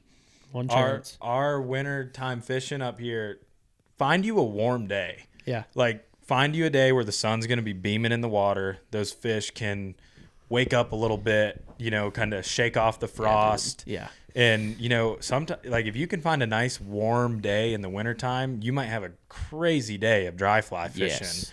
So if you're at home in Charlotte or Raleigh or Greensboro right now and you're looking at the forecast and you're like, man, when should I go? When should I go? Wait it out. Find you a warmer day. Like if you look at our weather right now, we ain't got one for the next week and a half. So snow. 8 inches of snow tonight, boys. Bundle up, tie your flies, wait for that day where it's nice and warm, and come up and, put yourself in the best situation possible. Yep. And if they're still not eating that day, then you know what? You tried, you did everything you could do. They just didn't behave. That's exactly what I was going to say. A couple days ago, we had a warm day where it was like, I think it probably just hit it hit 50. It hit 50s the other day. 55, 60s in there kind of. And I remember thinking, like, I think you made me work. I'm sitting in the shop. Sorry. I'm sitting in the shop like, oh my God, I wish I could be on a creek right now, because it's trout. And this is kind of a rule of all fishing. Anything different, Yeah. When you're bass fishing and there's a tree falling in the river, or in the lake, fish there because it's different, if that temperature comes up a little bit and the water comes up 1 degree or 2 degrees, that's different. It's almost like the fish are like, huh? They wake up, Mm-hmm. So, and that, like you said, can be some of the best days of fishing you'll ever have. So one of the, I think we probably all get this question a fair amount, but one of them off of this is like, when should I switch flies? And do you think it's more important, like the fly's sake, or kind of like we said, finding your depth, making sure that at some point, like what do you think about that? So what Austin Vogel told me when I'll tie it in, I promise. What Austin Vogel told me when I was learning how to row a drift boat, he kept telling me, he'd turn his seat around, look at me, dude, you are doing too much. You are doing way too much, like 2 oar strokes, not 80, right? And so that is something that I see every single day that people do on creeks, is they do too much. And I do it myself. I am not perfect. I'm not the best fisherman in the world. As simple as that. I'm not the best creek fisherman. But something I've proven and tried is people will do too much when it comes to wild creeks. Mm-hmm. Dumb it down. Yeah. I'm with you on that one. I know you are. Yeah. It doesn't need to be more complicated than it already is. Like if I'm on a local trip, like I'm sticking most of the time. I'm sticking to it. Like if I know my depth's right and I'm getting in front of the fish, like I'm more of a stick to it kind of guy. And maybe not everybody. I know some people are like change. Yeah. I'm more of a pattern stick to it kind of guy. Like if there's a pattern that I have had success on in the days prior, I'm going to stick to that pattern. Ain't broke, don't fix it. That's right. So and I get that question a lot. They're like, maybe we're having a slower day, and my guess will be like, why aren't you changing flies? It's like, well, I know they eat this fly. Yeah. I've done it. I've caught however many thousands of fish on this single fly. Yeah. It's not that our fly's wrong. It's more of a situation thing where, they're just not feeding well today. And I think if you change flies so much, you're losing a lot of your fishing time. And, the flies you're changing to, if you get desperate, they're not always going to be perfect for the situation. Ooh. So if you're fishing a deep hole and you're changing to this fly and it's too light and you're not getting to them, if you would have just stuck to the fly that you had and got it down to that fish's face, you would have had a better chance. Like I said, people do too much. Dumbing it down is huge when fishing on creeks, right? Whether you're fishing for brown trout or rainbow trout or native brookies, whatever you want, people do too much. The biggest thing in creek fishing, in my opinion, obviously fly fishermen have differing opinions, but in my opinion, the biggest thing is depth and weight, and that's a huge thing for fly fishing across the board. Mm-hmm. Depth and weight are huge. All you got to do is put your flies in front of that fish, then people are going to be like aware of the fish, right? If you're fishing holes where you think trout may be, and you're reading the water, looking for well-oxygenated areas, depth, eddies, such, and you're fishing, you have correct depth and you have correct weight, then you're going to succeed to the best of your ability. And what I mean by that is you can't control the fish's mood. If there's a fish sitting in the middle of a riffle and you put your fly in front of his face, your bead-headed nymph, and he doesn't need it, then he doesn't want it. And yeah, you can change flies once or twice. Yeah. You know, maybe put on a smaller fly or a bigger profile fly. But if the fish doesn't eat, you know, it doesn't want to eat and you can't do anything about it. Yeah. You know, so move on from it. Don't get hung up on it. I have so many people. I'll go fishing with one of my friends who doesn't fly fish much, or I'll go, you know, fishing. I'll take a guided trip who, you know, was someone who's trying to learn how to fly fish and really get into it. And they have some, you know, they're kind of a novice. And people will rig up their dry dropper rig like 10 inches deep with no weight, you know, like a weightless bug. And, you know, not knocking on people. I mean, you got to get into the sport somehow. Yeah, everyone's been there, right? But the biggest thing that I can tell people that are listening to right now, depth and weight, if you're fishing a fly that will sink to the bottom of the river, you know, and knock on the rocks and gets down pretty quick, right? As your dropper, you know, like a natural bug, you know, a midge. When in doubt, fish a midge. Midge it out. Midge it out. baby. You know, safety flies, like you said. Yeah. And people like to rig up their stuff shallow, okay? If we're sitting here talking about knocking these fish in the head and making your fly visible to them, people, you know, if you're fishing your rig where your dry fly is right here and your bottom nymph is right here and you're 10 inches deep fishing in a hole that's 5 feet deep, I mean, it's not rocket science, you know, unless the fish are really fired up and they're going to come up to your rig. But to effectively fish it, you want your flies to get down. You know, my standard thing, if I go to a creek or a new stream or somewhere I, you know, don't fish much, I'm going to put on a dry fly and I'm going to put on a dropper. I like to do anywhere between 2.5 to 3.5 feet between my dry fly and my dropper, just to know that I'm getting to those fish and I'm getting down to them. And if I keep getting hung up over and over and over again, I might shorten it a little bit, but before I shorten my rig and then go up to a deeper hole and wish I didn't, I might just, you know, put a lighter fly on or a different profile fly, something on a jig hook that's going to flip upside down and not get snagged as much. Minor adjustments are huge. Instead of, I got to chop off my whole leader. Yeah. You Retie know, the whole thing. minor adjustments. Yep. So Well, that and you just talked about things you can't control, which is the fish's mood, what Yeah, the fish is man. going to eat. But I think what you can control is the flies you're using. yeah, And one of the questions asked by Taylor Thomas, she said, "Do you tie your own flies?" And then there was another question that was very similar: "Should I get into tying my own flies?" And so I think, and that's from Amon Hoover. mm-hmm. I think that's something that you've really done well, is with kind of specializing your flies for the certain areas that you're fishing. Oh, it's a huge So advantage. talk about how you can have control over your flies that way, instead of maybe just buying at a shop. Yeah. Well, I started tying flies right when I started fly fishing. I got my first fly tying kit when I was 9 years old. And I still use tools from that kit. Like, I literally just got a new vise. I was using the Cabela's Deluxe. I mean, A1, Yeah. baby. Anyways, the advantage when it comes to tying flies, after you pull all your hair out and slam your head through the wall a couple times learning how to tie flies, then, you know, you can personalize them to exactly how you want them. I have people, you know, we have a lot of people come in the shop and they're like, "This fly smacks fish." And they're like, "But it's just a little heavy." It's like, "Do you have them with smaller beads?" It's like, "Nope, that's it." Yeah. So a lot of times, you know, I fish flies that I know work, like Max said. You know, sometimes you can tie prototype flies, but I mean, for, you know, if I got a game plan for the next day, like, all right, it's going to be warm tomorrow, I'm going to fish this creek. And, you know, that creek's pretty flat, shallow riffles. You know, I'm not really going to fish a fly that's crazy heavy, you know, because I want it to just kind of hang in those riffles. Being able to tie flies, if you have a fly that works, you know, you can personalize it for different situations. You know, if you're like, all right, this fly works here in North Carolina, I'm going to tie it with a bigger bead, give it a little bit of a bigger profile, and fish it in Tennessee. You know, so I would encourage everybody to get into fly tying because, you know, I like to say it's an art. You know, it's an escape for me. You know, if I don't want to do homework anymore, I'm going to sit down and tie flies. And it's always something to do. And one of the best feelings I've ever had in my whole experience fly fishing is catching a fish on a fly that you tied. Mm-hmm. I mean, it's so fulfilling. Mm-hmm. And then, you know, it's just a blank chalkboard from there. You know, you can come up with tons of different ideas, patterns, and make your secret fly. Yep.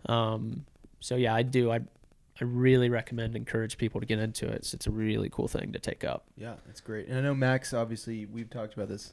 I think we talked about it last time, but just different bead sizes for what you're doing for different situations. It might be the same fly, but it has 3 different bead sizes. Yeah, and like in our fly shop, we try really, really hard to carry like different weight and size of multiple bugs. So like a lot of times you come in, if you're looking for a copper John, we'll have it in a 14, 16, 18, 20, so that you can, like you can have a shallow fishing one, but you can also have a deep hole fishing one as well, so yeah, but I guess where I was getting at with that is, unfortunately, I can't stock everything. Yeah. You know what I mean? I stock the stuff that in my opinion, is going to provide people with the best case scenario to catch fish while they're here. But I can't have every size of every bead, of every hook, of every pattern, because our fly shop's only 900 square feet. If I had that, we would literally have thousands of square feet of fly boxes. But what tying flies does for you is you can have a handful of everything you would ever need. And it is fun. It's very, and like you said, when you catch a fish on a fly, like one of my favorite things is maybe I shouldn't, anyways, I'll be sitting there tying flies and might have one too many beers, and you have like this mad scientist creation pop up into your head, and you tie it and you're like, yes. And then you go the next day and it's like, boom, you catch a fish on it. You're like, awesome. Because I thought of this last night, and you tied it just on a whim. You're like, I think it'll work. And then boom, there it works. And you've got another fly to add to your quiver that you can rely on. Totally, dude. Totally. Secret flies, man. It is a cool feeling, like tying something that's kind of weird. And that's another tip. Be weird. Yeah. It's like if everybody fishes this hole, fish it differently. If everyone fishes this fly, try something a little different. Be weird. This kid ties weird stuff. Yeah. Then he loves to call me and tell me, he's like, I got a secret fly. I'm not telling you. Okay, I'll tell you just so I can brag. There you go. But it goes both ways. We do it. We've tied a lot of flies and learned a lot from each other about flying. Well, I've definitely learned something from you. I don't know if you've learned anything from me, but no comment. Learn, like one of us will tie a pattern, and then we'll one of us will morph it a little bit and make it better, which is kind of fun. We talk about a lot of times Karson will show that me is this fly and I make it better. He did one time. One time I gave you a fly pattern. You're like, what? I use gray thread and it's better. Most of the time it's the other way around. I'll show Karson something, and Carson's an amazing fly tyer. I like to think I'm proficient at what I use on a daily basis. I wouldn't necessarily say I'm an amazing fly tyer by no means. But Karson can be very creative with what he ties, and he's made a lot of my fly patterns better, which has been pretty cool. It's like competition, baby. Yeah. And that's what's made us get better as a whole. It's like we have this group of guys that is so uber competitive. It's like every day we go out, it's like, screw you, I'm doing better than you today. Yeah. But it's always friendly competition, and it's made us better. Yeah. Pretty cool. Of course, man. It is. No, dude, I think that's great, especially for fly's sake, because that's probably the most asked question is like, what fly do I use? Yeah. And that's hopefully some good information for people to kind of go apply it to their game. I mean, it's like as long as you're not fishing something that is so, I mean, I don't know, if you're fishing in a tiny creek and you're like dead drifting a bonefish fly, like that probably wouldn't work. It might though. You never know. You never know, dude. That could be the new meta. Yeah. But as long as you are fishing something that works, right? I like to tell people old man flies, copper johns, pheasant tails. I mean, they work. Mm-hmm. So I mean, fish them and variate them. Yeah. People worry about what fly to use, but it is not as much about what fly. It's just how you're presenting it. Yeah. Right. And how you're approaching that fish. People, if you walk right up on a hole, the fish is going to spook, or at least he's going to know you're there. So, I mean, don't stress about the flies. Well, that's a perfect transition. There's kind of like two questions, but let's talk about kind of approach. And so this first one is from Zach Marini. And he asked the best way to approach a new stream via Google Maps and avoiding private property. And then we'll talk about approach. And then I want you to also go into this next question, which is tips on positioning, kind of where to stand and, kind of how to approach the actual stream. And that's a good from question. Yeah, it is. Door 32. Door. Yeah. Yeah. DORR 32. Ah, okay. Yes, sir. So I think that'd be a great way to talk about approach, those two questions. Yeah, so approach, that's another huge thing. I mean, really, when you're fishing a wild trout stream, there's only a few boxes you got to check off for everything that you can do right, and then a ton of boxes for stuff that's out of your power and control. One of those boxes is approach. Always, if you can, always fish upstream, right? That is a given thing. Trout face upstream. They sit there, flopping their gills around, making oxygen in that cold water. They don't face downstream. They face, and I mean they do. You see it sometimes, but if they do, it's kind of weird. But They might swim downstream, but they're not going to face No, they'll downstream. swim and turn around and Yeah. looking right back Yeah. upstream. And sometimes those fish in the park, man, they're facing the ground. yeah, We don't know what's how do going you on. attack that? That's impossible. The stocking system here is The just- whirligig. Carson's figured it out though. He can catch them if they're on top of the water. He can catch them if they're in the trees at the park. the old side drift. Oh God. But yeah, so if fish face upstream, I mean, not rocket science again. Sneak up on them.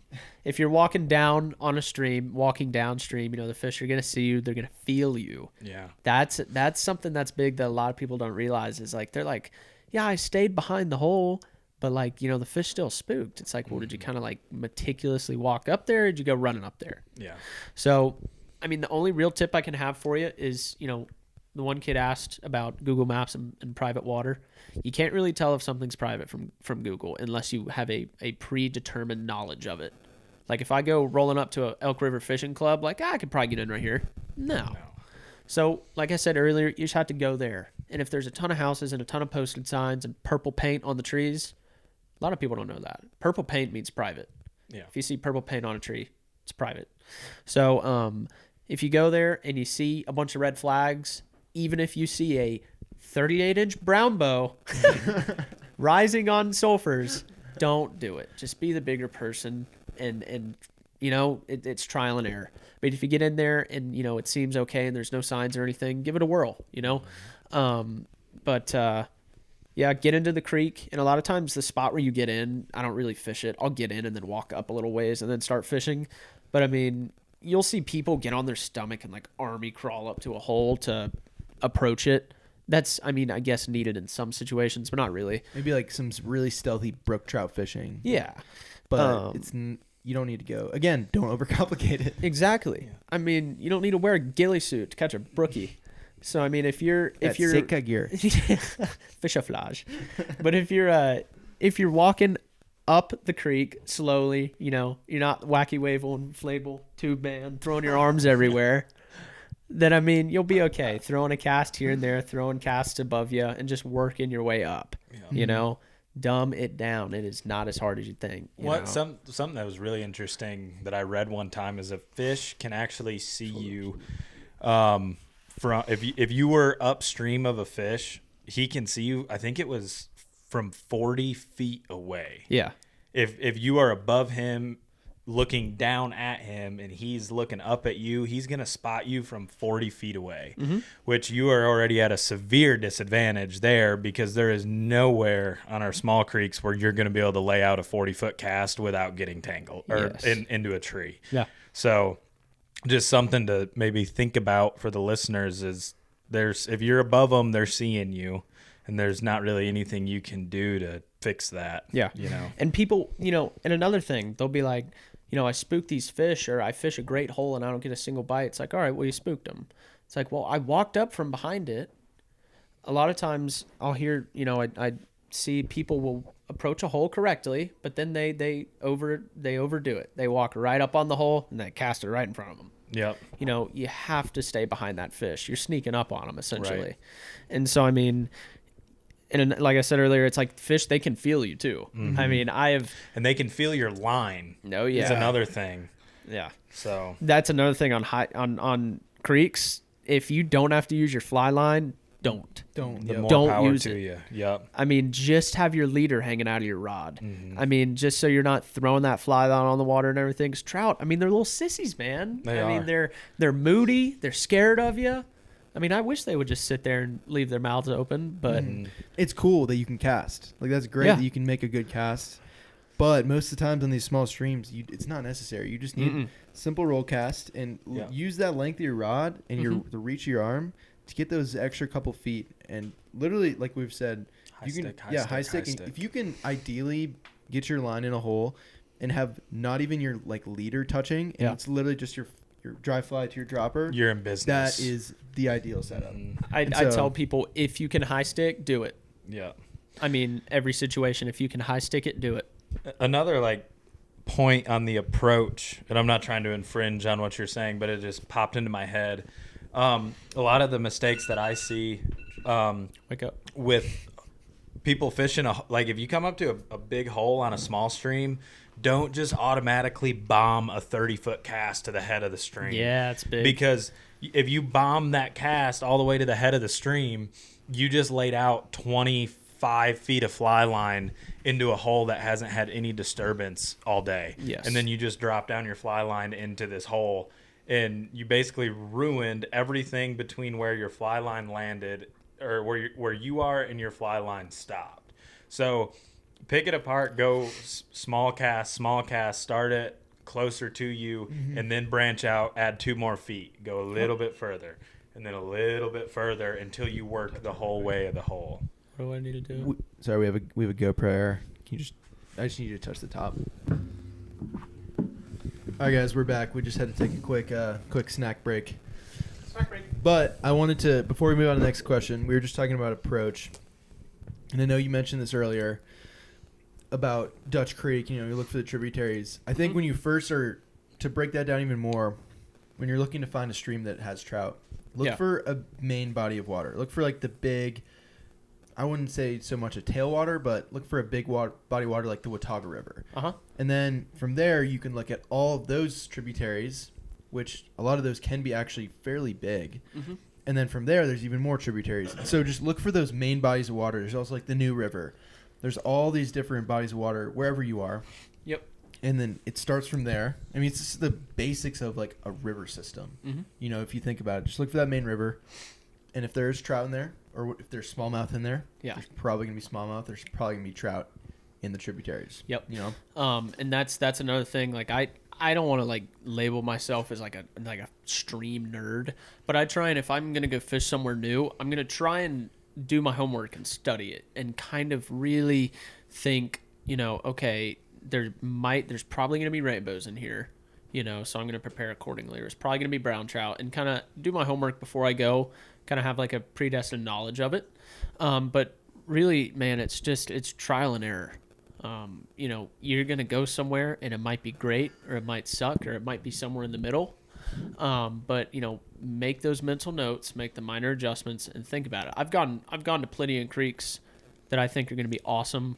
Done my homework, like high elevation, it's great, it's awesome. Get there and it's like, there's no way a trout could sit in here, or you don't get a single bite. There's just not fish in that part of the creek.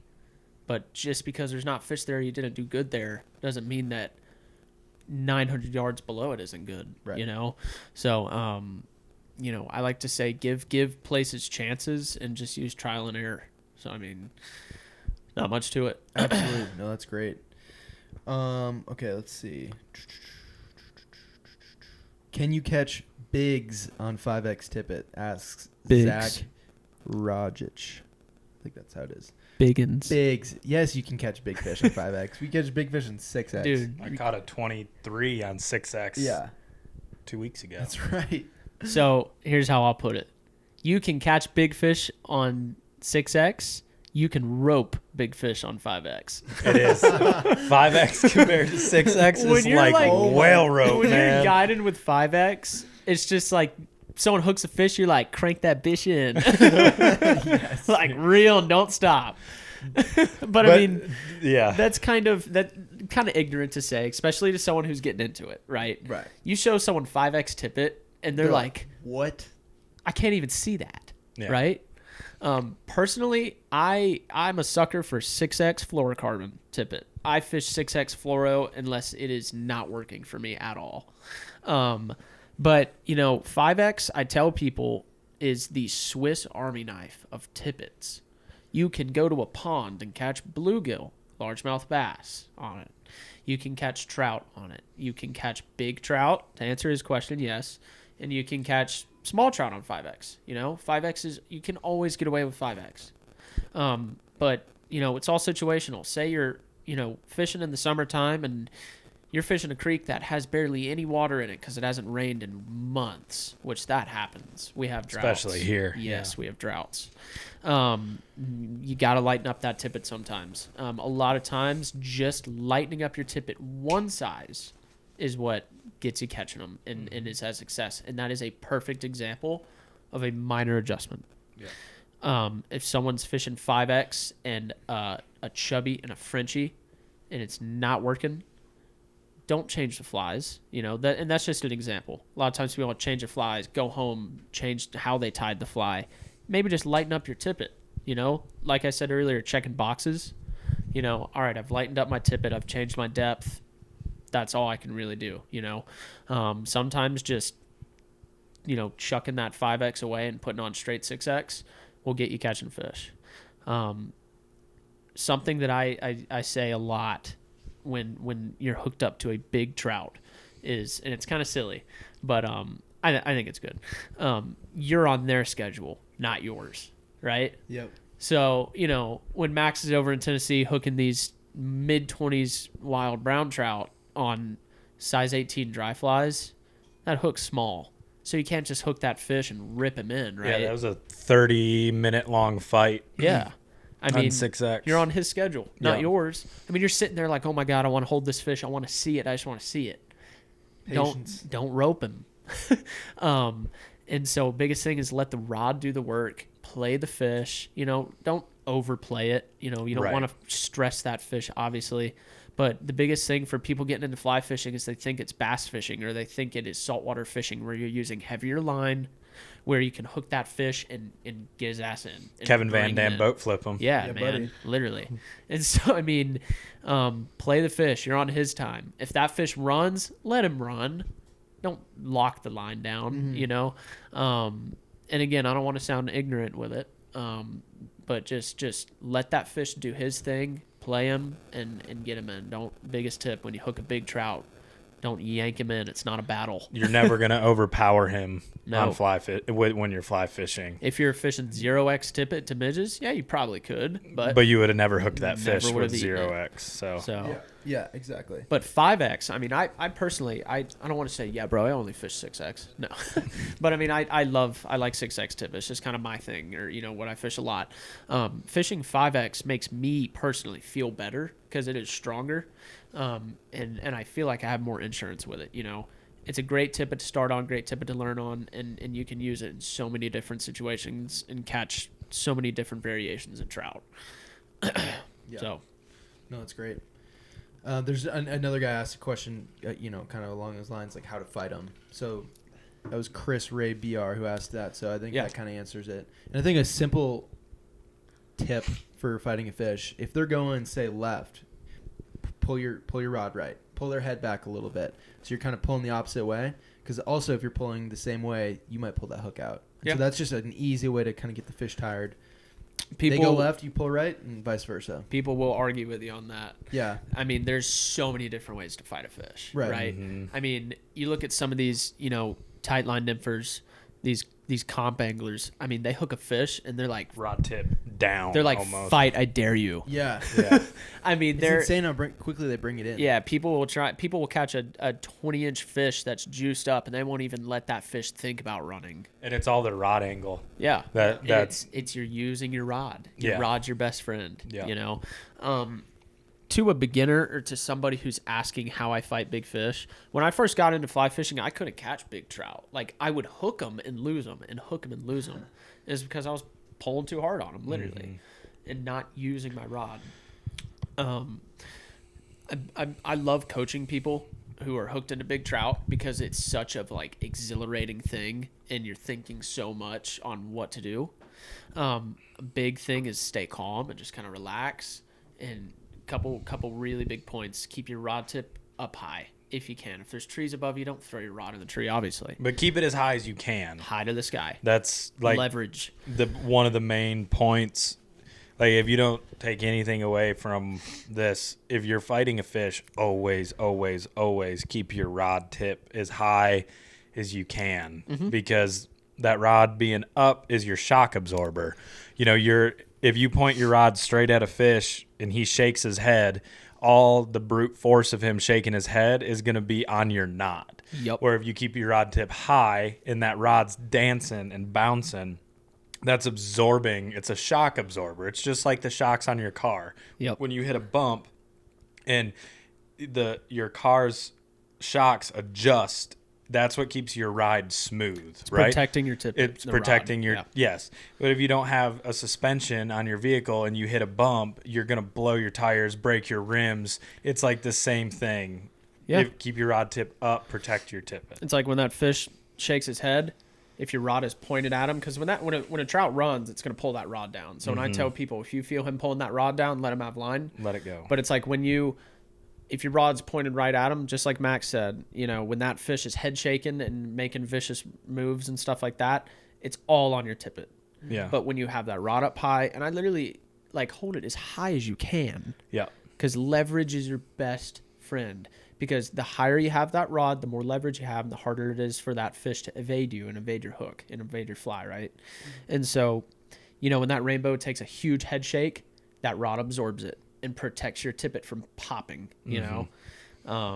And so, I mean, that's how a lot of those European style anglers, those comp anglers, they'll hook a huge fish and drop their rod tip and get on their knee and put their rod tip in the water sometimes and prevent that fish from fighting and just steer them right into the net. Yeah. But they're always keeping a bend in their rod. Yeah. So they might, like a Euro nympher might not keep their rod tip high. They might drop it straight down to the side. Yep. But that rod still has an aggressive bend that is going to protect that tippet. Yep. You're never going to see a fly angler point, like it's the complete opposite of tarpon fishing. They always say when you're tarpon fishing, bow to the king, you know, and they point that rod straight down at the tarpon. You don't really want to do that trout fishing ever, because the bend in that rod is what's protecting you. So if that fish jumps, maybe don't bow to him like this. Maybe give him some slack this way, but keep that rod tip up. So just something to think about there. I mean, like I said, I love hooking big fish with beginners because it's like shit hits the fan. And it's fun. And it's so fun. And I love telling people, they're like, you know, a lot of times, well, what if we hook a big fish? It's like, oh, we'll cross that bridge when we get there and it's going to be fun. But I mean, just the biggest thing is a fish is a fish. So, I mean, a trout is going to fight, you know, a 12-inch trout will fight like a 20-inch trout, but the bigger fish is just, it's going to be more exaggerated. So it's like when you hook that fish, a lot of times a big trout will take an initial run and they kind of, you can gauge how hard that fish is going to pull and stuff like that, how it's going to fight. As long as you got your rod tip straight up to the sky, high as you can, and if you feel that fish pulling, letting him have your fly line, you know, letting him take it out of your fingers, instead of just letting it go. Always keep the tip of that rod bent. And this is going to be kind of hard to explain, but if that fish takes a huge run, say, and you lose that fly line, you let go of that fly line by accident, and you're trying to get it back, and that fish has straight slack, and he's about to get the fly out, stick the rod up as high as you can, because at some point you're going to pull your line taut because you're sticking your rod higher and higher, and that is going to create leverage, and then it's going to get you tight with that fish again. So when in doubt, get that rod up high and let that fish fight, and if he pulls, let him go. But if he's coming at you, strip, and always keep that rod bent and just wait for the right time to net him. It's kind of something that you have to learn how to do. I mean, I could say as much as I can right now, but I mean, you got to do it. But it comes down to something I say every single time my guest loses a big fish. If they're a beginner angler, you got to lose one to catch one. Yep. Like I mean, we've all lost big fish, and we've all got schooled, but it makes you know what to do the next time. So if you lose a big fish, don't feel bad. Yeah, it's gonna suck because you lost it, but the next one you hook into that's of that caliber, those gears are gonna turn, and you're gonna be like, oh, I did that wrong last time. We're gonna fix that this time, and you're gonna have a much better chance to catch that fish. Keep your rod high. Keep the tip of the rod bent, even if it's just a little teensy tiny bend. Something to keep that fly there. If someone's, literally, like if someone's tugging on your shirt and then all of a sudden they stop pulling on you, like obviously you're going to get away, right? Same exact principle. Just keep the rod tip bent. Keep the tension. You're on his time. That was good. No, that's great. I know we briefly we mentioned Euro nymphing in comp fishing. Yeah. But I had a bunch of questions about Euro nymphing versus indicator nymphing on a small stream. So I want to ask, which do you think is more effective? Number one, and two, which do you prefer? It's tough. I'd say you could compare Euro nymphing to indicator fishing better on a bigger river where there's different tactics and ways that you can succeed. On a wild creek, there's not many. There are ways to go about it. There's different ways to go about it. But it boils down to putting the fly in front of the fish's face. But if you're on a tailwater and you see a fish, you could sit there changing flies all day long, and then he'll eventually eat it. Not on a creek. Indicator fishing, never ever really fish a bobber in a creek. A bobber or a big tufty yarn or something like that. Always try and dry dropper fish. That's something that I go by is if I can dry dropper fish, I will, If I can do it, then I will. Being quiet and being delicate is obviously huge because fish are moody. So, if you throw your big airlock or your big thingamabobber into that hole that's the size of this table, everything's going to go running. Again, they can feel it. And so I have Euronymph. I know my way around Euronymphing a good bit.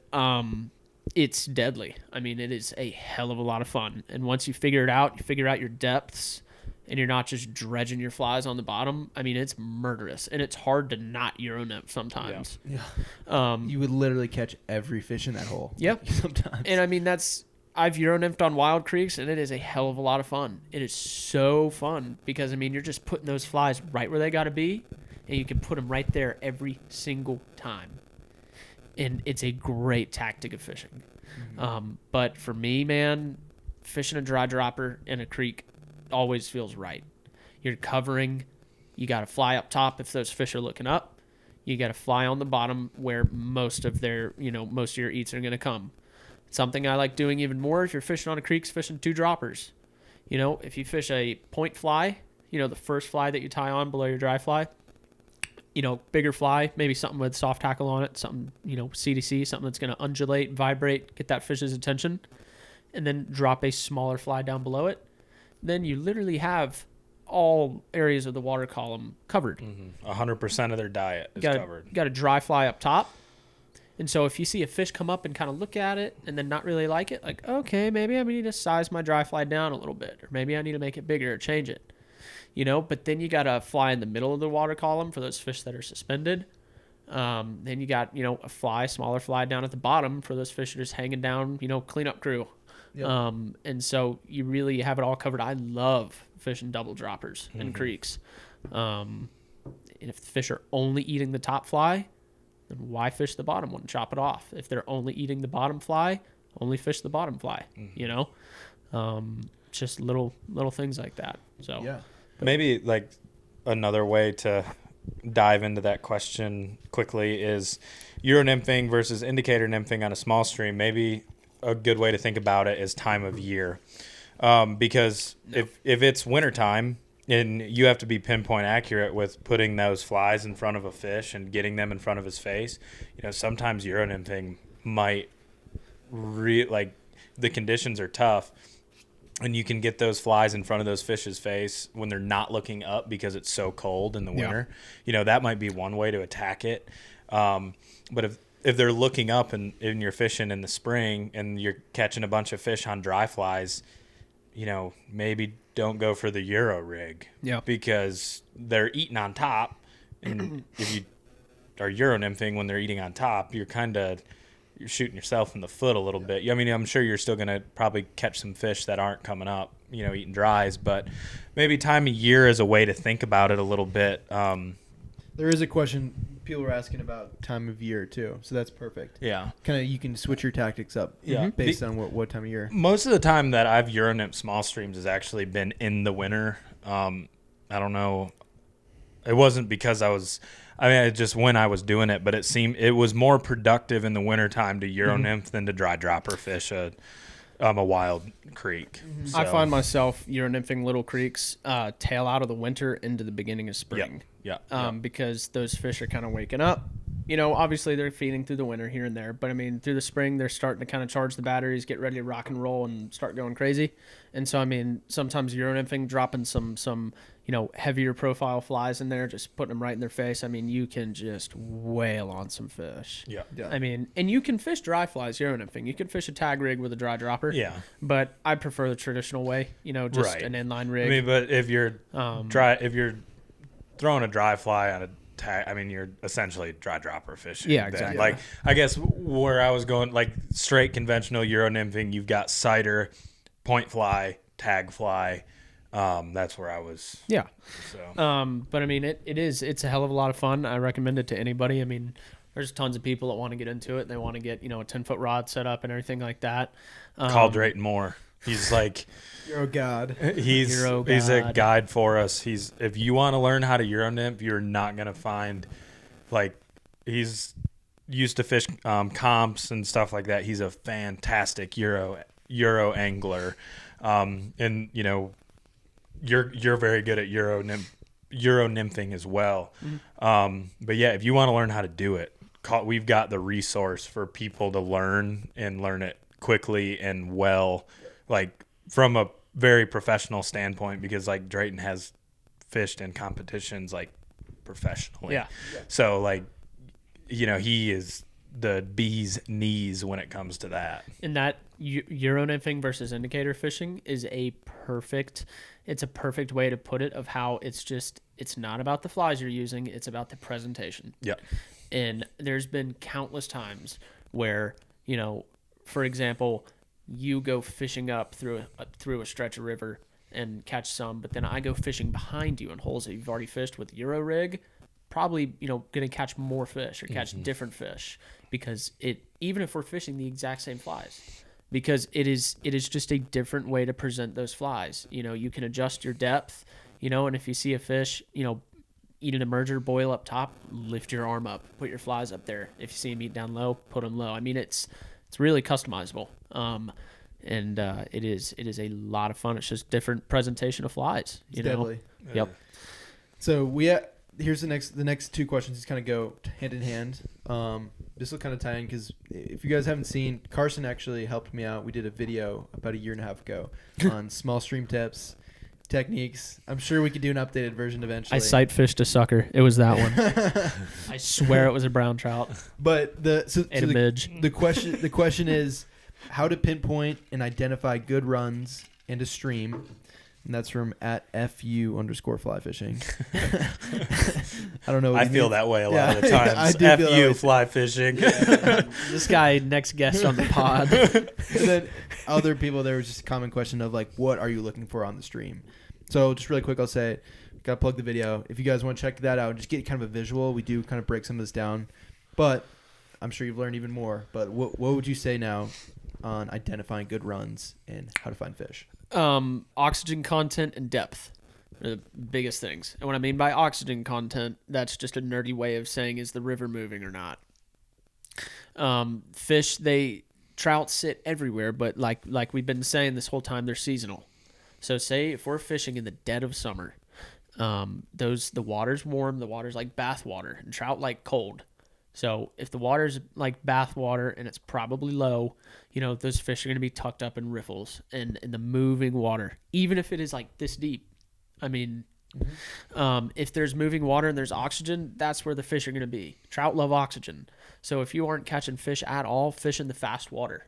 I see people all the time, they will walk past a stretch where it's like super shallow and just rolling waves, but it's like sometimes that is the most productive section of the stream.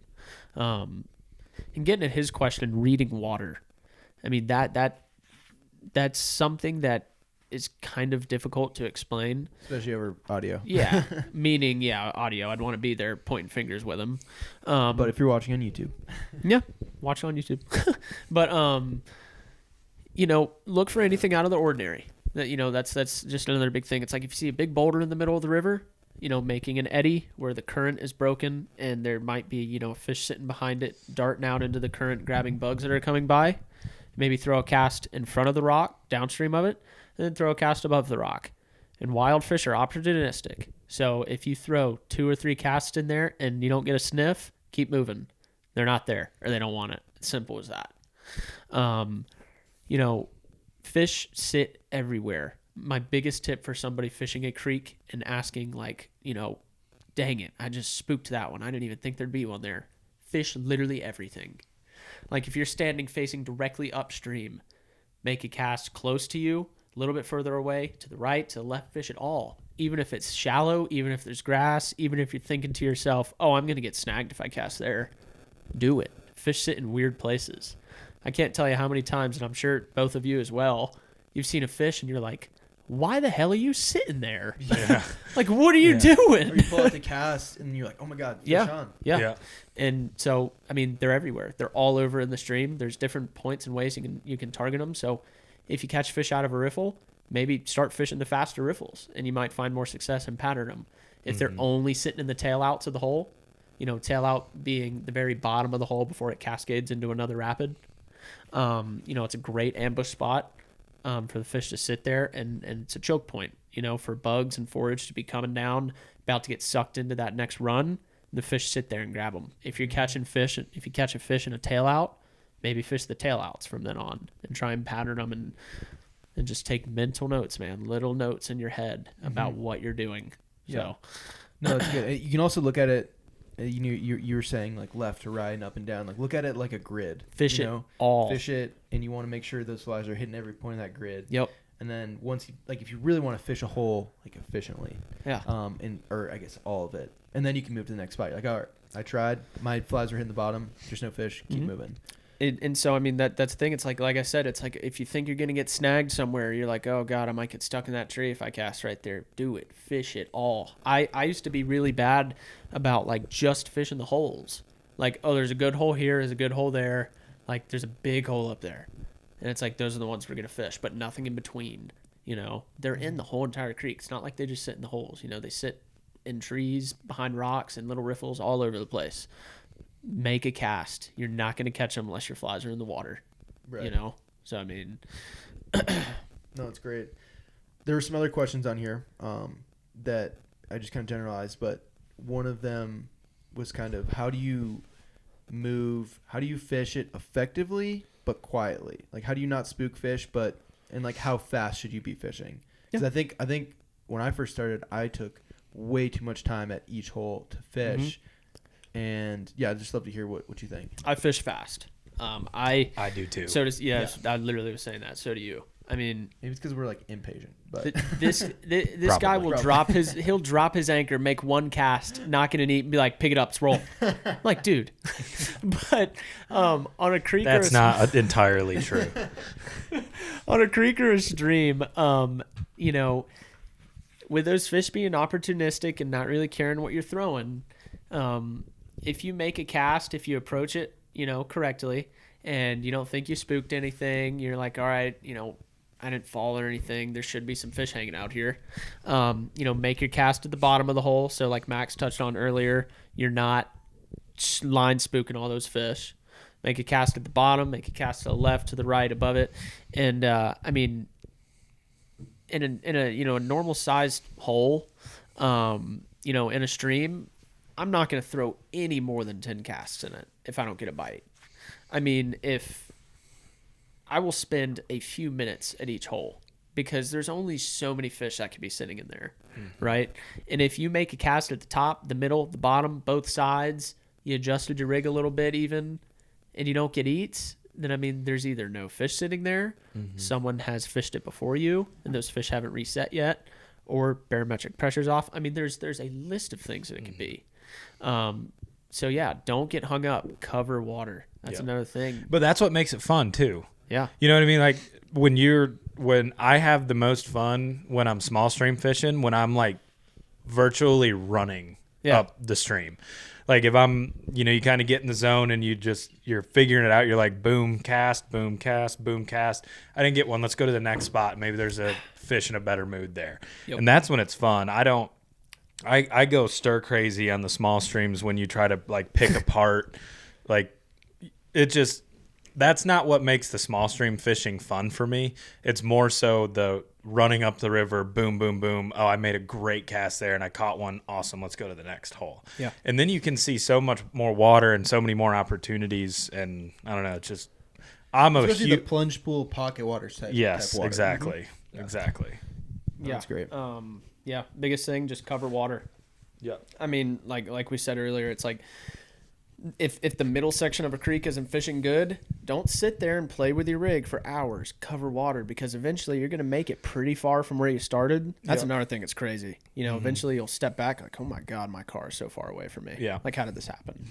That means you're doing it right. Yeah. So, I mean, if you're not catching fish where you are and you're moving, I've had plenty of times where it's like I get to a hole and all of a sudden it's like, bam. Like, this must be where people stop and turn around when they're fishing before me. Or, the water might be just a hair colder up here. Mm-hmm. And so, cover water. It's the biggest thing. Don't get hung up on something. Yeah. That's great. Yeah. All right. So shift gears a little bit, but we had a bunch of questions on how to find native brook trout. Oh. And basically, like best time of year to fish, where to fish for them. Obviously, we're not going to tell them where we're fishing, but generalized like fundamentals that people can take. Dude, brookies, everyone wants brookies, man. And I mean, that's either that or a big wild brown. Rainbows get a bad rap. No one wants rainbows. Yeah, a big wild rainbow. Big wild rainbow. I want a nice rainbow. Big wild rainbow is more fun than a big brown. Yeah. Just saying. So brook trout, the brook trout comes from here. I mean, they're native to here. So for people out west, they do have them. Yeah. But they are native to the southern Appalachian. East Coast, baby. They're ours. So, I mean. That's what we got over you, Montana. We got brookies. We got 5-inch brookies. But the native Appalachian strand brook trout, which comes from here literally. It's actually a char, but anyways. Their genetic codes are very similar. You're not wrong. You're not wrong. You're basically a monkey. No, I'm kidding. So, those things, man, they're awesome. They're fun to catch. I really personally don't target them that much, and I need to. Yeah. I'm the same boat, dude. Yeah. So brookies, man, high elevation. And sometimes you got to go way, way out in the middle of nowhere for them because brook trout are so sensitive. I mean, they are so sensitive. Brown trout, like comparing brown trout to a native brook trout. I mean, brown trout, those things, I mean, that thing could like eat a can of Coke and be okay. Yeah.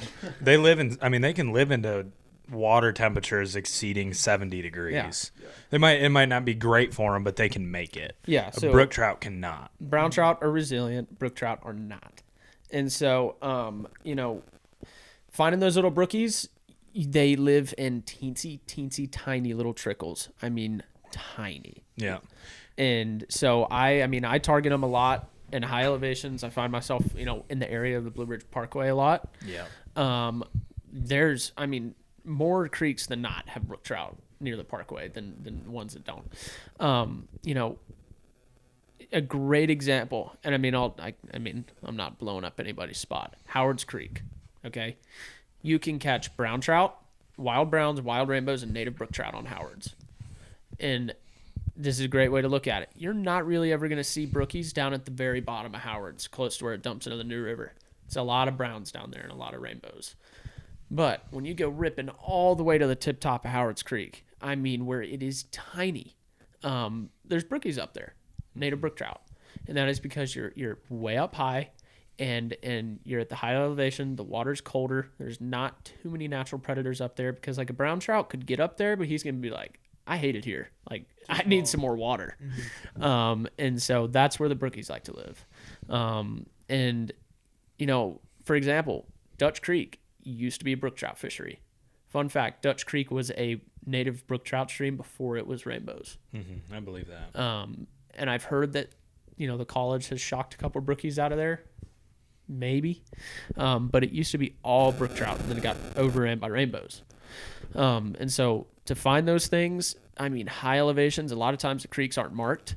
Yeah. And so that's where it gets to, using Google Maps, man. Exploring, because there's no distinguishable factor about a river that's going to say, oh, there's a brook trout here. It's just it has to be clean, clean, which is why you have to get high, because you have to be above the point of pollution. Yeah. Which is going to be above most roads, right? Yeah. Because if there's salt, that's a huge killer of salt runoff from roads, stuff like that. Yep. They're not going to live in that, So so brookies, they're delicate. So if I was to try and find a brook trout stream and target it, the things that I'd be thinking of is remote, high elevation, not a lot of human activity near it, we'll say, and just kind of out there and just on its own and quiet and teensy tiny and small. Now, to target the brookies, there's like one rule that I go by, and that's fish a big ass dry fly. Yeah, that's big. That's it. Big. Yeah, like size 12 elk hair caddis, and like almost to the point where they can't fit it in their mouth. Big. Yeah, I'm talking Madison River, size 4 chubby. No, I'm kidding. But brook trout are curious. Okay, they are the most curious species of trout, we'll say, and so those. A lot of times what I've found and I've tested is if, say, I'm throwing a size 18 dry fly, like, yeah, fish might come up and eat it. But a lot of times they'll come up and look at it and they're like, not worth my time, or whatever. But you throw like a big chubby in there, or a really fluffy elk hair caddis, or a big stimulator, or something that just pushes water and that's not correct, doesn't push water, but has a lot of presence on the surface and a lot of it's going to basically make that fish curious, and it's going to make him come up and investigate the fly, literally. So the fish is going to want a bigger dry fly versus a smaller one, even if they've got anger issues. Yeah. I think that's really what it comes down to, is they're like, not in my hole. Territory. Turf. Yeah, they go up because brook trout by far have like the most aggressive eats on dry flies than really the browns or the rainbows, and that's why you can get away with those big ones, because you throw that and they're like, not my hole. Yeah, whenever I go to, trying to catch a brook trout, I look for the biggest dry fly in my pack and I tie it on. Yeah. Simple as that. A lot of the times their mouth isn't big enough for it, but it's still cool as crap to see them come up and eat it, and some of them are going to get it, you know. Yeah. But you do, I love that point. You do definitely catch more brook trout on bigger dry fly patterns than small ones. They're curious. Yeah. If you really wanted to, you could tie it into turf. Little dry fly, not a threat. Big dry fly, it's like, who are you? Yeah. Get out of here. Yeah. So they're cool, they're beautiful, and you can't fly fish in Boone and not have caught a native brook trout. Mm-hmm. It's a staple. It's what we're known for. I think there's a big misconception between wild and native, and it's just important to just understand that, like, native meaning, these brook trout have been here since the Ice Age. Yeah. And wild rainbows and browns were born in the stream, but they were brought here at one point. Mm-hmm. And the stock trout obviously are stocked. They're doing their thing. We know that. Yeah, man, that is a discussion that can get so heated with people in the fly fishing industry. Yeah. What is wild and what is native, and where the trout come from and everything like that. But a simple way to put it is the brook trout really came from here. It is native to this area. Mm-hmm. But like you said earlier, there's brook trout in Colorado. They're out west, But wild brook trout. Yeah. But they're not native. Yeah. They came from here, right? Whereas, say rainbow trout, we got wild rainbows here that aren't stocked, but they're not native. The rainbow trout, like the original bloodline, came from the Pacific, the West Coast, Alaska, wraps around to Kamchatka, Russia, and stuff like that. So there is a very fine line, and that's something that's so cool about Boone, is you can catch stock trout, wild trout, and native trout, like the Grand Slam. All in the Boone city limits. Yeah, 10 minutes from campus. Yeah. Easy, dude. Yep. Sweet. Let's see what what other questions would be worth asking? We've gone through a bunch, and we've like I said, a lot of these have been generalized because they were just asked so many times. Yeah. You know. So again, we really appreciate you guys chiming in and asking some questions. There are any funny ones in there? There's one. Where is it? Paco asks, why does Karson fish a 9'9" 5-weight in creeks that are 2 feet wide? Paco, if you're out there listening to this, We miss you. shut up. You don't know anything. Oh my gosh. I love that rod, and I will fish it unless I can't. Yes. Or I think even sometimes. Why do you tie chubbies? No one ties chubbies, you loser. I think even sometimes even if you can't, you find a way to.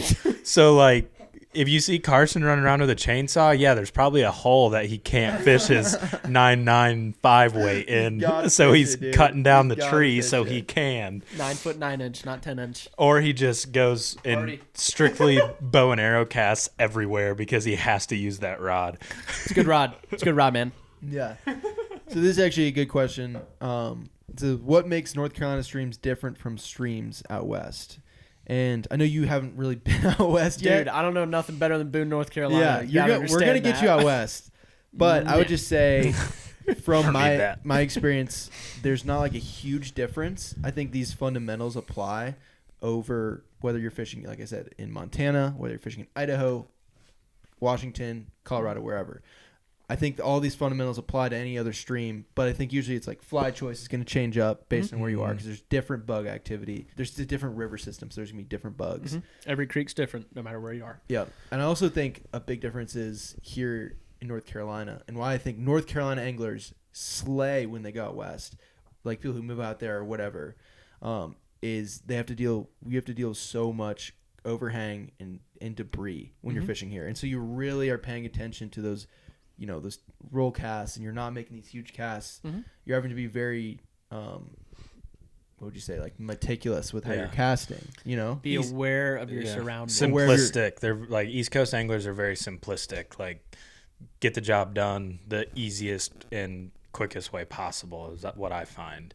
Nothing pretty, you know, blue collar fly anglers. Yeah. I love it. I mean, yeah, it's a lot of times our streams are good because they're not way out in the open. The fish has those trees and rocks to feel safe. And a lot of times I find myself like, oh my God, I could cut that tree branch down and fill up a box of chubbies, right? Yeah. But it's like, I can't do that because then the fish aren't going to sit here anymore. They want that cover. They want the trees and stuff like that. And so do everything you need and nothing you don't. Okay? Like we said earlier, I tell people, like, you seen River runs through it, Brad doing these beautiful, like, casts. We're not doing that because we don't need to, right? It's like, sure, I could throw an overhand cast in a teensy tiny creek and make a good cast, but I might get stuck in the trees. I might break off on my back cast. Something's going to go wrong. Your line gets sucked Recipe down for into disaster. different places. Yes. Work smarter, not harder. Little roll cast is all you need. Even if you don't roll cast it, just high stick it, like just almost urinif it. Everything you need and nothing you don't. There's no need to have overkill.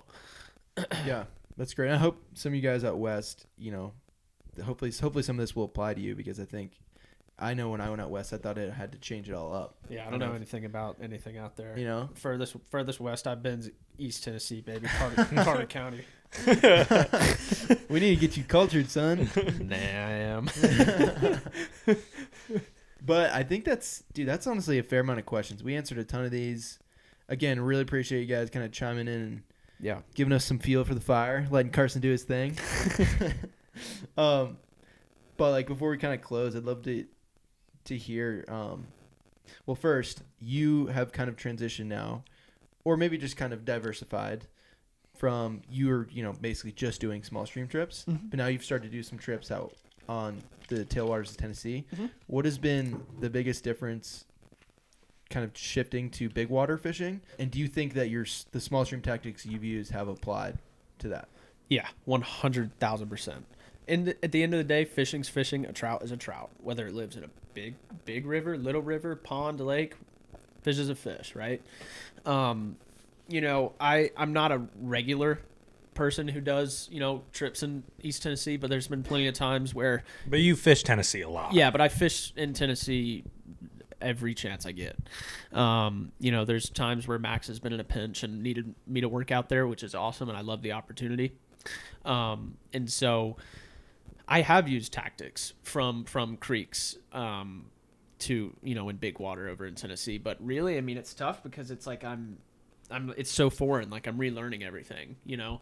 It's like I've fished so many times in Boone and on the same creeks and same holes and explored and all. It's like, you know, I'll do a local trip and not even think about it. Like, you know, we'll go out there and have a great time, but I kind of, you know what's going on. Like, all right, it's cloudy, it'll fish pretty good. So I'm kind of having to teach myself all that again in Tennessee, and I love it because I love challenges. I love teaching myself stuff that I can pass on to other people, right? And so, you know, a lot of tactics that I use on small streams, you know, I do transfer over to big water because, like I said, trout are trout. But I mean, the biggest thing that's going to help, and I tell this to so many people, whether you like it or not, it's time on the water. You know, go out there and do it. Try weird stuff. Do tactics, you know, that you don't think other people are doing. One of the biggest things Max has taught me is be weird. And that's how he says it. Be weird. Mm-hmm. You know, if boats go through this line on this rapid every single day, that's the way they go. Maybe go the extra mile to get out and pull your boat over here and go through this line, or, you know, fish over here, fish something different. But yeah, I mean, two different fisheries, but they do interlock with each other. Totally. So I've got two more questions, but first, what would you say is your biggest mistake, or what was your biggest mistake as a beginner angler? Oh God, plenty. Biggest mistake as a beginner angler. I don't think I didn't make mistakes. I made mistakes. I'm just trying to think. No, you're in my situation, it's so many that I can't think of one. Yeah, that's kind of where I'm at. That's where, because I'm sitting here thinking like, what did I screw up? And I was like, everything. So I don't know. or maybe just with working with clients every day, what would you say the biggest mistake that you would see beginner anglers that you work with kind of make? This is an interesting question. I'd like to hear what I think my biggest one was and what your... You go first. I can't. This is hard. So my biggest mistake as an angler, or with clients in the beginning when I was starting to guide, was letting my expectations dictate how the trip turned out. So my expectations could be through the roof for the day, and all they were going for was they just wanted to experience it. And I carried myself in a way that was negative and pessimistic because the amount of fish that were hitting the net wasn't what I had imagined and wanted for that day. But to the person who's fishing with me, they did not care if they saw fish. They just wanted the opportunity and to have that experience. And that, you know, in the beginning I screwed that up. And I would get so bumped, what am I doing wrong? I'm screwing this up. And you just got to read your client and be like, they are just here to have fun. Yes, you know, they might want to catch some fish, but having fun with them is going to make the day better than if you catch 40 fish and you don't have any fun. Yep. Yeah, I mean, that's really good. That's a really good one. And I'm the same way. I mean, I'm the same way. I used to play competitive, travel soccer, and I would hate myself after games because I get so mad that I didn't do well or something, instead of stepping back and you know, working harder at it basically. I guess you could say I kind of piggyback off of that. Something that I wish I did different is I wish I wasn't so hard on myself, and I wouldn't get so down on myself when things didn't go my way. So really kind of something very similar to what you have, but not from a guiding perspective. Yeah. When I that can be both ways though. Oh yeah. When I would go fishing, you know, when I first got into fly fishing, I only believed in dry flies. That was it. Dry guy. Other types of flies, nymphs, streamers, those didn't exist. Dry flies. Yellow humpy, parachute Adams to the grave. Swinging dries. I don't even think you have any of those flies now. Son, I never leave home without a humpy, baby. I mean, come on now. Phone, wallet, keys, humpy. And so, God. here's what I'm getting at. I would go and fish dry flies year round and wouldn't catch fish on them sometimes. Cause Walmart spiders. All right, it's enough on the flies. But I'd fish these, dude, the little foam ones. Whoo! I'd never fished one, but I can guarantee that is a bluegill They murderer. are. But sometimes those fish in the park, they go bananas. And so I would only fish dry flies. And I'd go out some days, like by the grace of God, there's a hatch and I'm just catching them. But then other days, it's like I don't get a single look because, whatever percentile it is or whatever percentage it is, trout eat subsurface. They're not always 85% subsurface. Thank you. But 15% on top, in case you couldn't do the math.